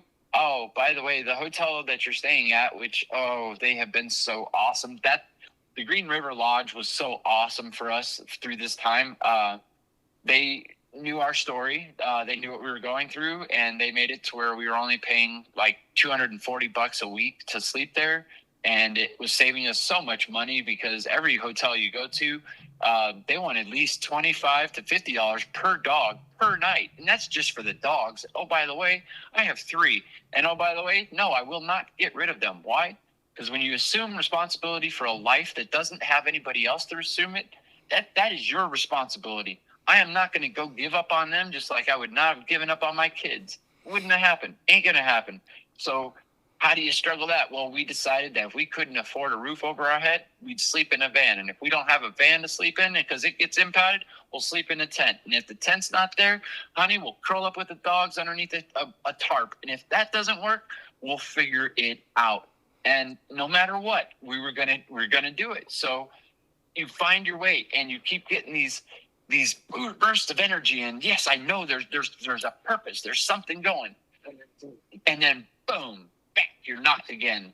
And we had that same incident happen when we got here to the campground. The campground that we're at right now. After the hotel closed for business because they couldn't keep the doors open anymore, we had to leave there. Well, we had nowhere to go, and at that time, we didn't have anything. We didn't even have a tent. So the lady that I used to take all the donations to at the pop-up pantry, she found out that we needed a tent, and they gathered up some money, the Methodist Church did, and they went and bought us like a 4-person tent, and they gave it to us. It was freaking awesome. And we thanked them, and we were so grateful for our 4-person tent. And when we got to that campground, it began the judgment. I'm not driving my E350 Mercedes. I'm driving a 1997 Quest with more rust on it than paint. And I don't dress like anybody else around here because I don't know. I guess I didn't grow up in a hick town. So I just dress a little different. I've been out in the world a little bit more, seen a little bit more culture, and I look a little different than you. But that makes it to where I get to deal with that. And unfortunately, that hit us here at the campground, and we became the pariahs here, and somehow Black sheep our whole life. yeah, we've been black sheep our whole life, and it was no big surprise that we're black sheep at the campground. But it was ridiculous, some of the things that were happening, because we were so desperate of the situation, we had to take it. So again, I'm listening to people tell me what I'm doing wrong when no, I'm not the one doing it, somebody else is, and I'm taking it. I'm letting them just stick it to me, and I'm keeping my mouth shut. Why? Well, because this is the only campground near my wife's work, and if we can't stay here, she's got to drive 30 minutes to get to work, and we can't afford the gas to do that. So, like, really, we've got to tuck our tails, keep our mouth shut, even though I'm watching these people bitch and complain because they're saying my dogs are vicious. Oh, they're not vicious. They're happy dogs. They're beautiful dogs. They love people.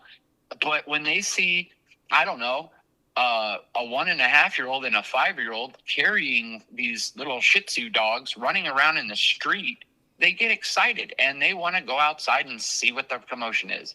And that's what happened one day. My dogs busted out of my trailer, ran up to the little girl that was holding the dog, and she jumped up on the little girl, didn't knock her over, didn't bite her, wasn't attacking the dog, wasn't nipping, just wanted to see what she had in her hands. And somehow that story turned into my vicious dog went over there, almost attacked her dog, and it turned into a complete over-exaggeration, but a natural hyperbole of what Americans do. Exaggerate every bit of no drama and turn it into drama so that they could have some adventure in their life. And it really complicated things for us here. It really turned things south. You gotta go back. So we got the tent. Oh, yes. Yeah. So Cody, we got the tent donated to us. By the way, this is my wife, Amy. Yes. 7 days later, a fellow camper that was staying 2 spots down, they left us their hot tent after I had a conversation with her. Her name was Amy as well. And so we just kind of... And his name was Rodger. And it was weird. Rodger. Yeah, the girl that we met was named Amy and Rodger also. Go figure. So they left us this hot tent. And when you go from a dome tent to a hot tent. It's like, oh, it's like a mansion.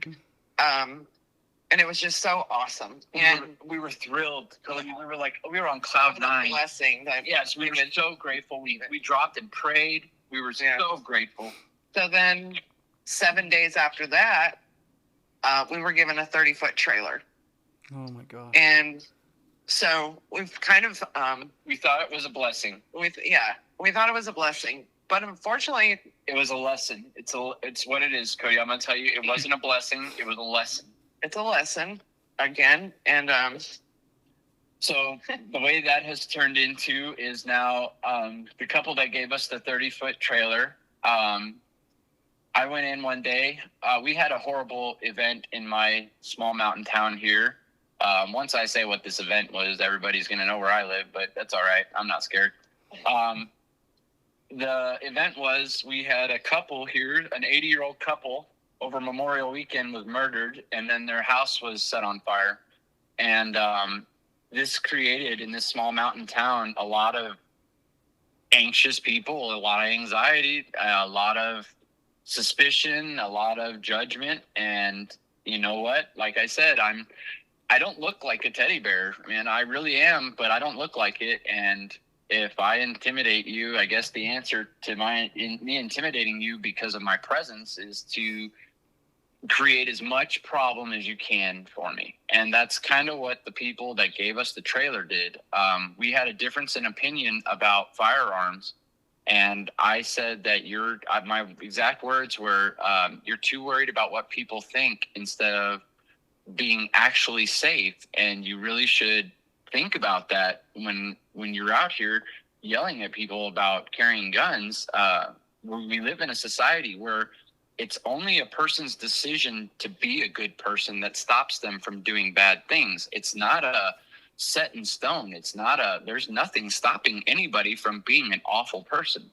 And that's just the reality of the world we live in. It's the reality of the world that we have always lived in. But we've unfortunately convinced ourselves and lied to ourselves enough to say that, the kids are safe at night and it's okay to just ignore people. And if you don't like them, just ignore them. It'll be all right.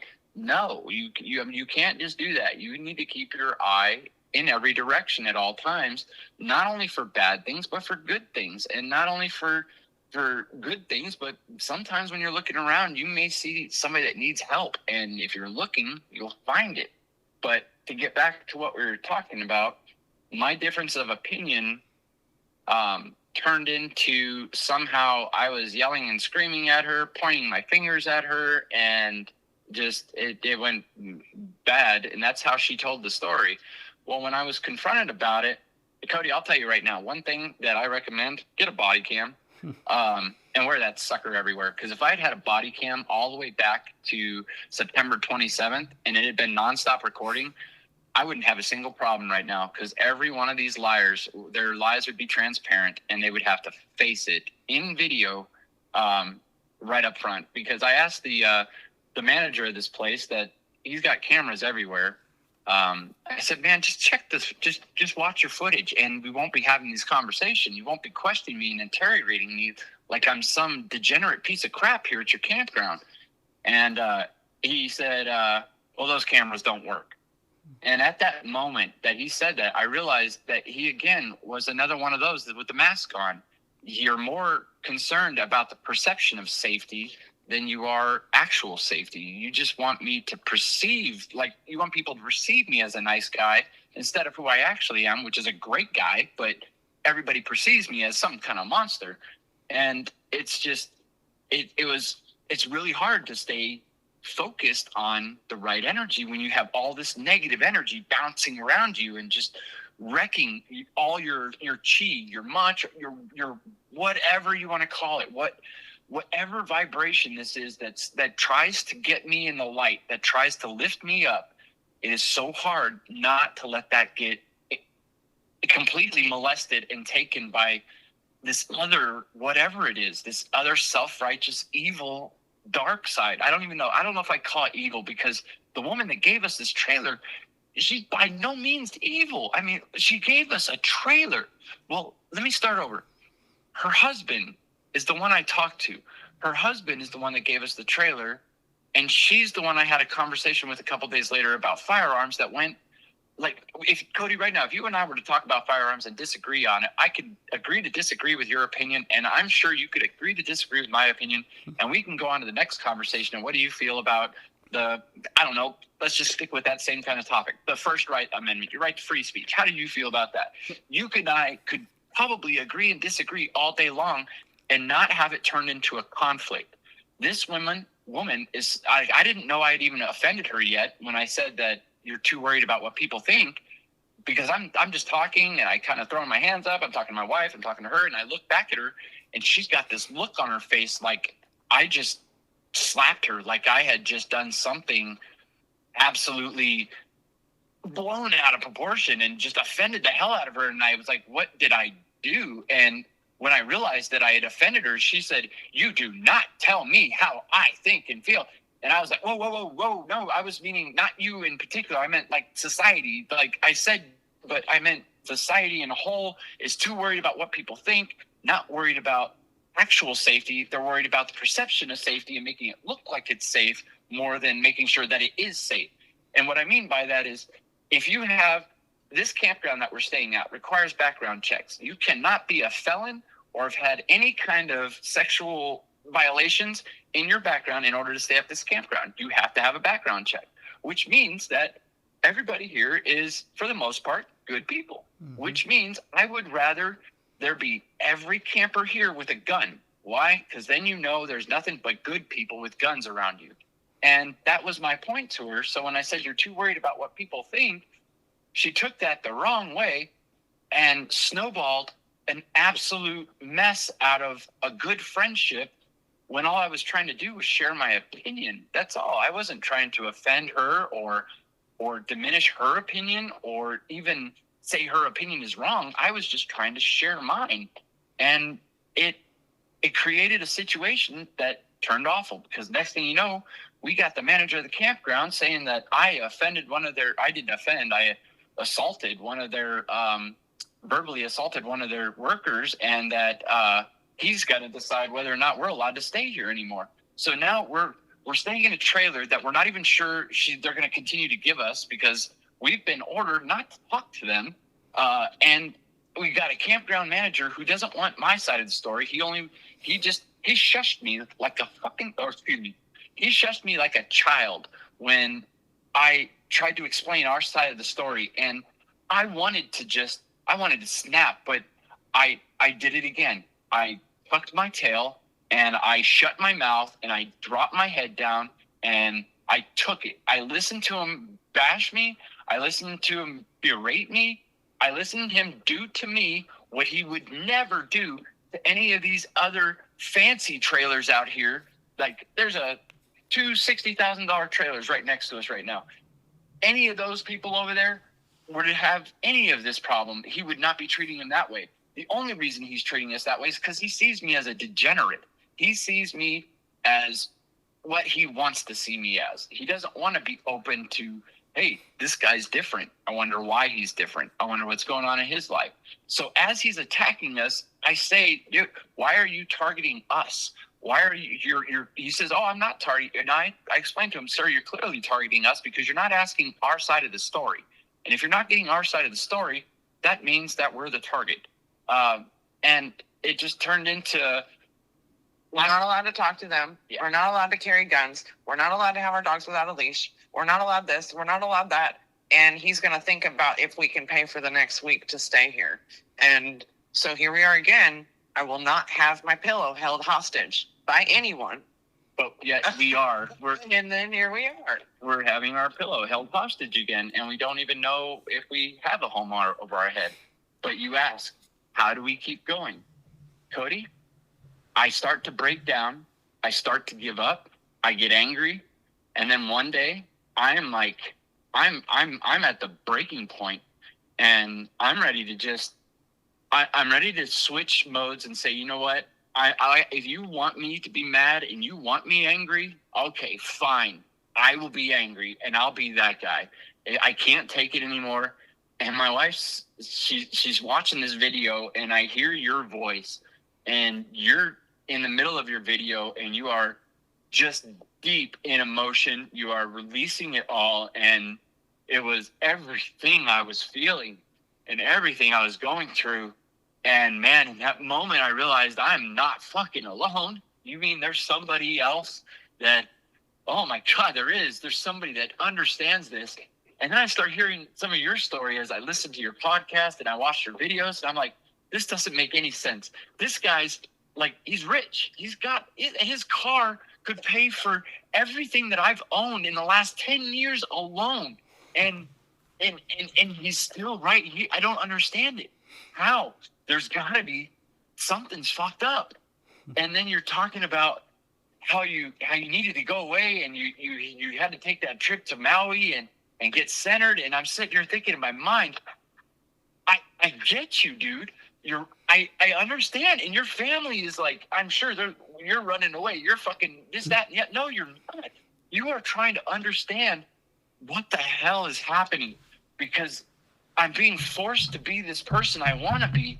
And every time I try to fall back from it, something gets thrown in my face where it shows me I'm a better person, that I have a better purpose, and that I can't give up.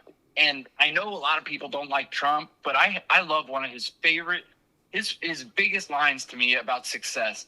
He said that as one of the most successful people in the world, the one thing that he hates to see the most is people on the verge of making it. They're on the verge. They're right there, but they give up and they quit right before the finish line. They don't wait for that one last challenge. They don't keep going and they give up.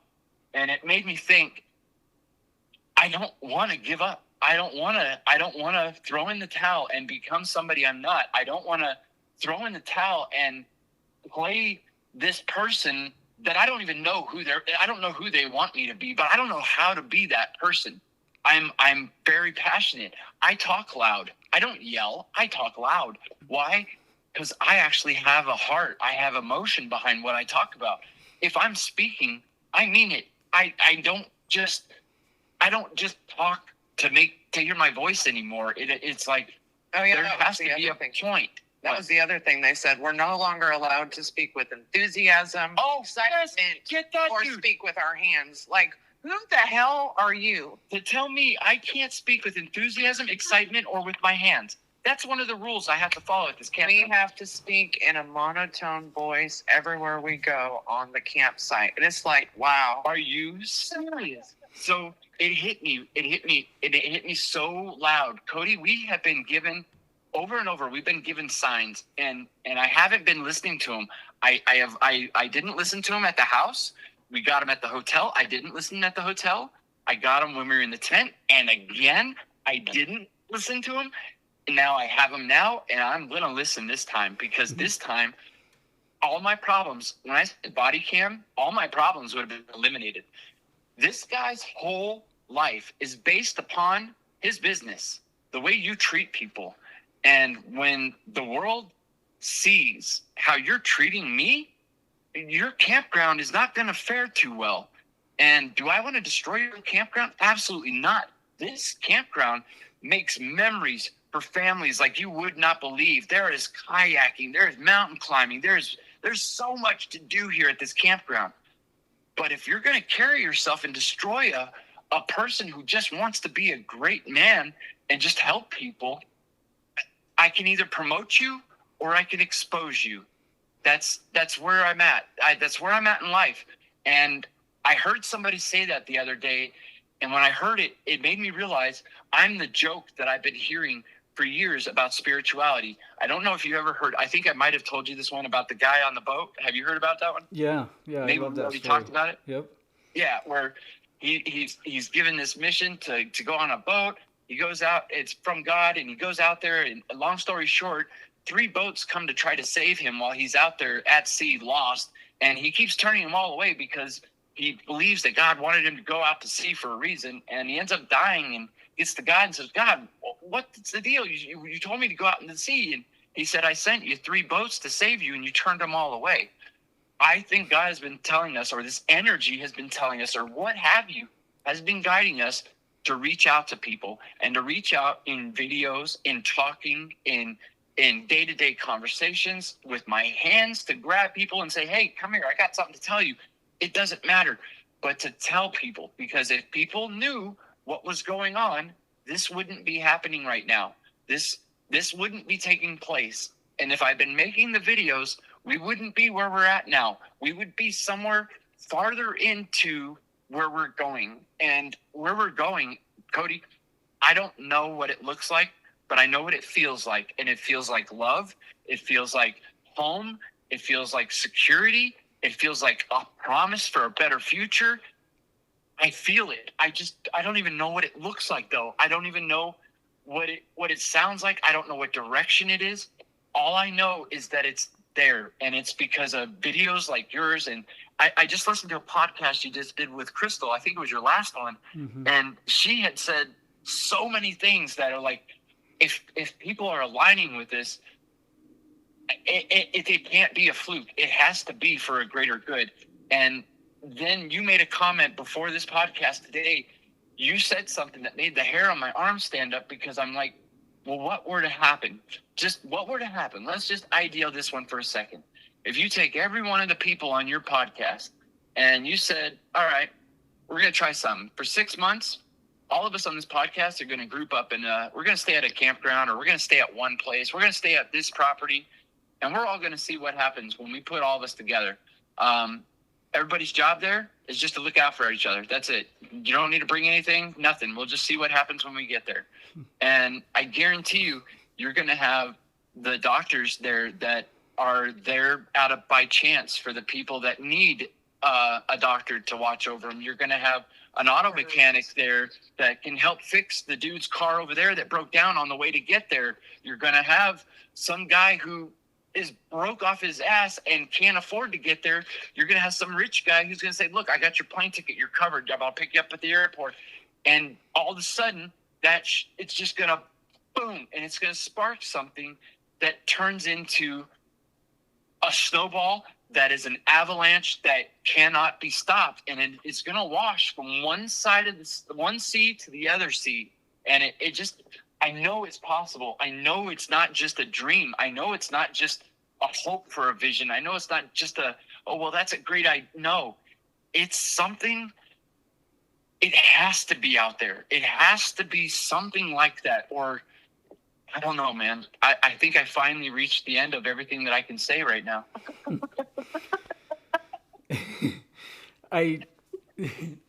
You took the words out of my mouth. You've said the most amazing story, for one, your authenticity. I tell people a lot, I feel like I'm a human lie detector, and it's like I hear the frequency of truth, and I have not heard a single bit of your story that has caused me to doubt a word that you've said. And first of all, I don't know how you survived it. You and Amy are the most strongest people I've ever met, and I need to keep my mouth quiet for a minute, because I'm the type of person that would just jump to do anything I can to help you, and I want to, and I'm going to figure out a way to. Now, Cody, you got to understand something. I know what you're going to say, and I'm going to stop you before you say it. So here you go. You have just spoken to the universe a creation of a campsite that is going to come to fruition. And I know without a doubt, just like I know that I'm going to create a healing retreat in Maui. And I know that there's going to be people there that are going to be able to help. And I know that you are going to have one of the most amazing campsites in this world. And that it is going to happen because it is now in the world. Your frequency of your voice tied to mine is going to compound this. And I promise you, with as much as I'm able to, I've always said I don't make promises I can't guarantee. But I promise you, this will be my mission for the next while, to produce everything I can to help you. There's going to be a world of people that is going to come to you. And I am so scared. I am so scared for both you and I, because I don't know if you and I are both emotionally ready for what would happen if you put me and you unleashed together. Because what I felt from you, and the power, just the way that you talk about your daughters, the way that you speak about everything, I'm scared of what could happen with us, because I don't know how, like, I don't know if my heart could handle it. I don't know. I feel like I'm gonna have a heart attack just hearing you say just that you support me, Cody. God, thank you so much. 100%, and I think the world's going to support you. There's a reason that we're on the phone together. There's a reason that you and I talked prior to this call. There's a reason that I let you share your story for 2 hours without interjecting. Your voice needed to be spoken today, and I promise you I will do everything I can to get your message out there. I love you, brother. Thank you so much for hearing this out, and thank you so much for giving me the courage to speak. And I hope like hell that there's a lot of people that hear this, not because I want their help. I want you to see the struggle is real, and you got to keep trying. Got to keep trying. Don't give up. Don't give up. Mm-hmm. Because I've wanted to, man. I've wanted to. I'm gonna ask one more thing, and I'm one that's a good giver, right? I like to give gifts. I like to give things, and receiving gifts is very hard for me. And this is not going to be just me, but do you guys have a Venmo? Yeah. Yeah. Would you please very clearly state your Venmo account? What's your Venmo, babe? Sorry, we're Glasses. we're having a hard time seeing right now. Sorry. You gotta get glasses. I'm old. Hang on.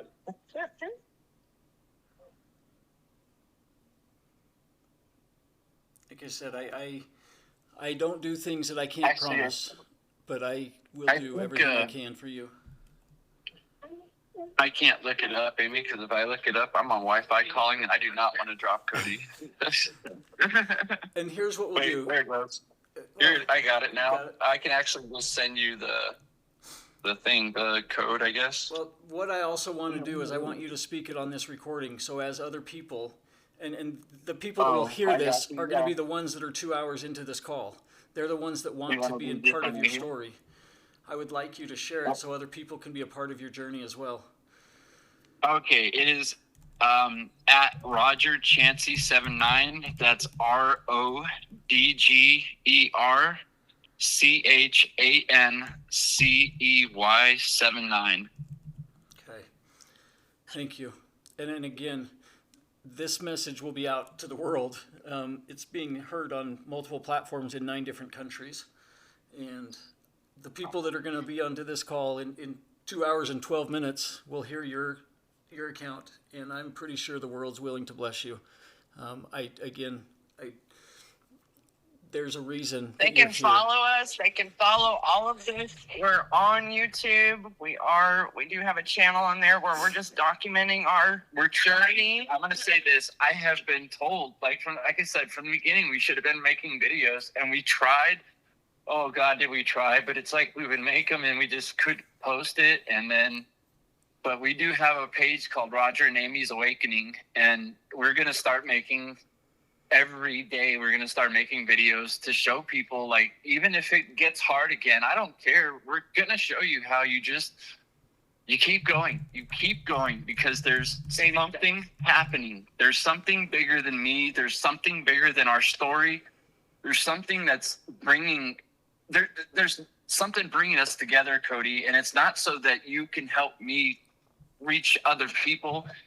It's because we need to get together. Like, something's going on. I don't know what it is. Maybe I'm looking at it wrong. Maybe we can feel that the vibrations in the air have changed. Mm-hmm. Every once in a while we can feel like a push. And then sometimes you feel like someone's putting both their hands on your shoulders, like, whoa, boy, whoa. Yeah. It's really weird. Luckily, thankfully, we're both going through it together, so we can kind of be each other's rocks. Because some days I'm not 100%. Some days I'm 60%. And I need Rodger to be 140% today. It's nice to have both of us at least to do it together. I've always believed that a relationship is never 50-50. It's always 100-100. And sometimes you can't give your full amount, but that's why the other person's there. You'll always add up to more than 100 when you're together. So that's right. I've always said that alone, my best qualities aren't enough. They're definitely not enough. And Amy's always felt the same way, but you put the two of us together and all of a sudden we're one great person. We make a good human. Yeah, I definitely can sense it. I would love to come and share a meal with you guys. I would love to be in your presence. That would be awesome. That would be so awesome. But also for all those out there that just think that we were a great family all the way up until that whole thing happened. No, we struggled too. We're drug addicts that had cleaned up and decided to be mom and dad and do the best we can. And everybody's got their own route to get to this feeling. And it's so weird how everybody has different paths, but we're all linked. We're all linked somehow. Mm-hmm. And you said it perfectly earlier, right? I have worked my butt off. I've been blessed with some pretty cool stuff, and my truck is probably one of my burdens, if you will. That was my whole plan, to sell my truck and use the money to start a business, and that was what gave me the security to quit my job. And I have half the abundance that you do with your mindset. I feel completely inadequate in your presence right now. No, dude, you're an amazing person.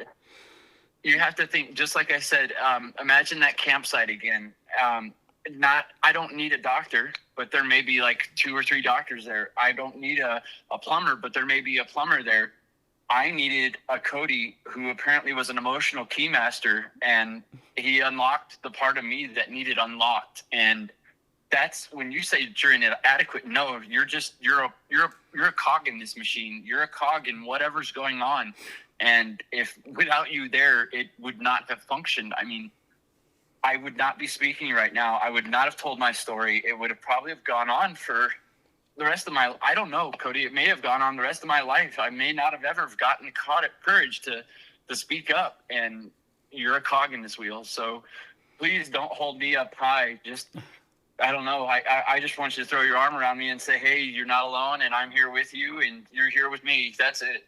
And that's 100% already happened. We're here together, and there's a reason that you and I have found each other, and as well as a lot of the others on these calls and the people that we've kind of created this community with. There's an absolute reason that we've all come from different spots of life and through different experiences to all end up here together in this exact moment. So yes, you're just, in my opinion, a true testament of why this is happening, and that we're here for a reason. And I can't wait to see what you guys can create. So. Yes, thank you, Cody. I'll tell you right now, man, I'm going to go take off my shoes. I'm about to go for a long walk in the grass with the dog. I have definitely got to decompress after this, and I am sure you do too. Thank you so much for having me on your podcast. And, man, thank you so much for all the guests that you have brought on. I haven't gotten through all of them. I've definitely made it a good way through, but I was worried that today I wouldn't have anything to offer, because everything that I was hearing in those podcasts it was all being said already. And it seemed like I was aligning with every one of them. And I'm just so grateful that I was able to share this time with you tonight. Yeah, I equally feel the same. There is every single story I believe is unique, and every single person has power and presence, and every story needs to be told. That's my opinion. Yes. And that's my mission. That's what I want to do. I want to create a space where we all have this opportunity to share our story and to let the world know what it's like when people are not treated right, and how do we create a new earth, a new world that has complete love and joy and happiness and abundance without the negative side of it. That's what I believe is being created, and I think we're at the forefront of this right now. So thank you for being here with me, brother. No, thank you, Cody. Man, you can call me anytime, but you got my number. If you ever need a friend, if you ever want to talk, if you're just, I don't even care. You just want to tell me how you did today playing golf. I don't care. But I will say this, though. One of the things that I always hated about my childhood is my dad loved to play golf, and he never once asked me to go. And because of that, I've never played an actual game of golf, and I would be so honored if one day you and I can go play a game of golf. 100%. I grew up as poor as I could be as a kid, and we would go find $2, go to the DI, Desert Industries, the LDS Church's donation center, and buy a golf club, and we'd go hit balls around the back field at our elementary school. And that's what got me started. I just learned how to hit a ball not far enough to hit a house, and then just kept playing. Right, there you go. So it doesn't matter. Well, I can't play for crap, so you're going to have to play with him. They make carts with 2 seats on it. My wife rides along with me all the time just to be there, so I love it. Yeah. Awesome. You guys both. All right, man. Rodger, You have a Amy, great evening. And you're as well. huh? I was just going to say, you guys both you, Rodger and Amy, you're amazing, and I can't thank you enough for the ability to be your friend. So Thank you, sir. You have a great night. you as well. I'll talk to you soon. Bye, Cody. Bye-bye. Wow, that was one of the most powerful and emotional and well-told stories I've heard in a while. And I would just ask this one thought. If you do have the ability to help, $1, $5, $20, if you have the ability to help Rodger and Amy, he did share his Venmo with us. You can find him at Rodger, and that's spelled R-O-D, D as in dog, G-E-R, Chancey, like chance with a Y. So RODGERCHANCEY 79. You can find his Venmo account at Rodger Chancey 79. I would love to see this man succeed. I would love to see him be able to fund a campground and to fulfill his dream. And I know it's a big dream, it's a big wish of mine, but if you at all feel called to be able to help this man, I would be eternally grateful for you, for him, and for the ability that our community can create and to share our abundance with everybody. I don't have much more to say after that other than thank you for being here. Thank you for this community, and thank you for spending this space with us. I truly love you, and I hope you have an amazing day.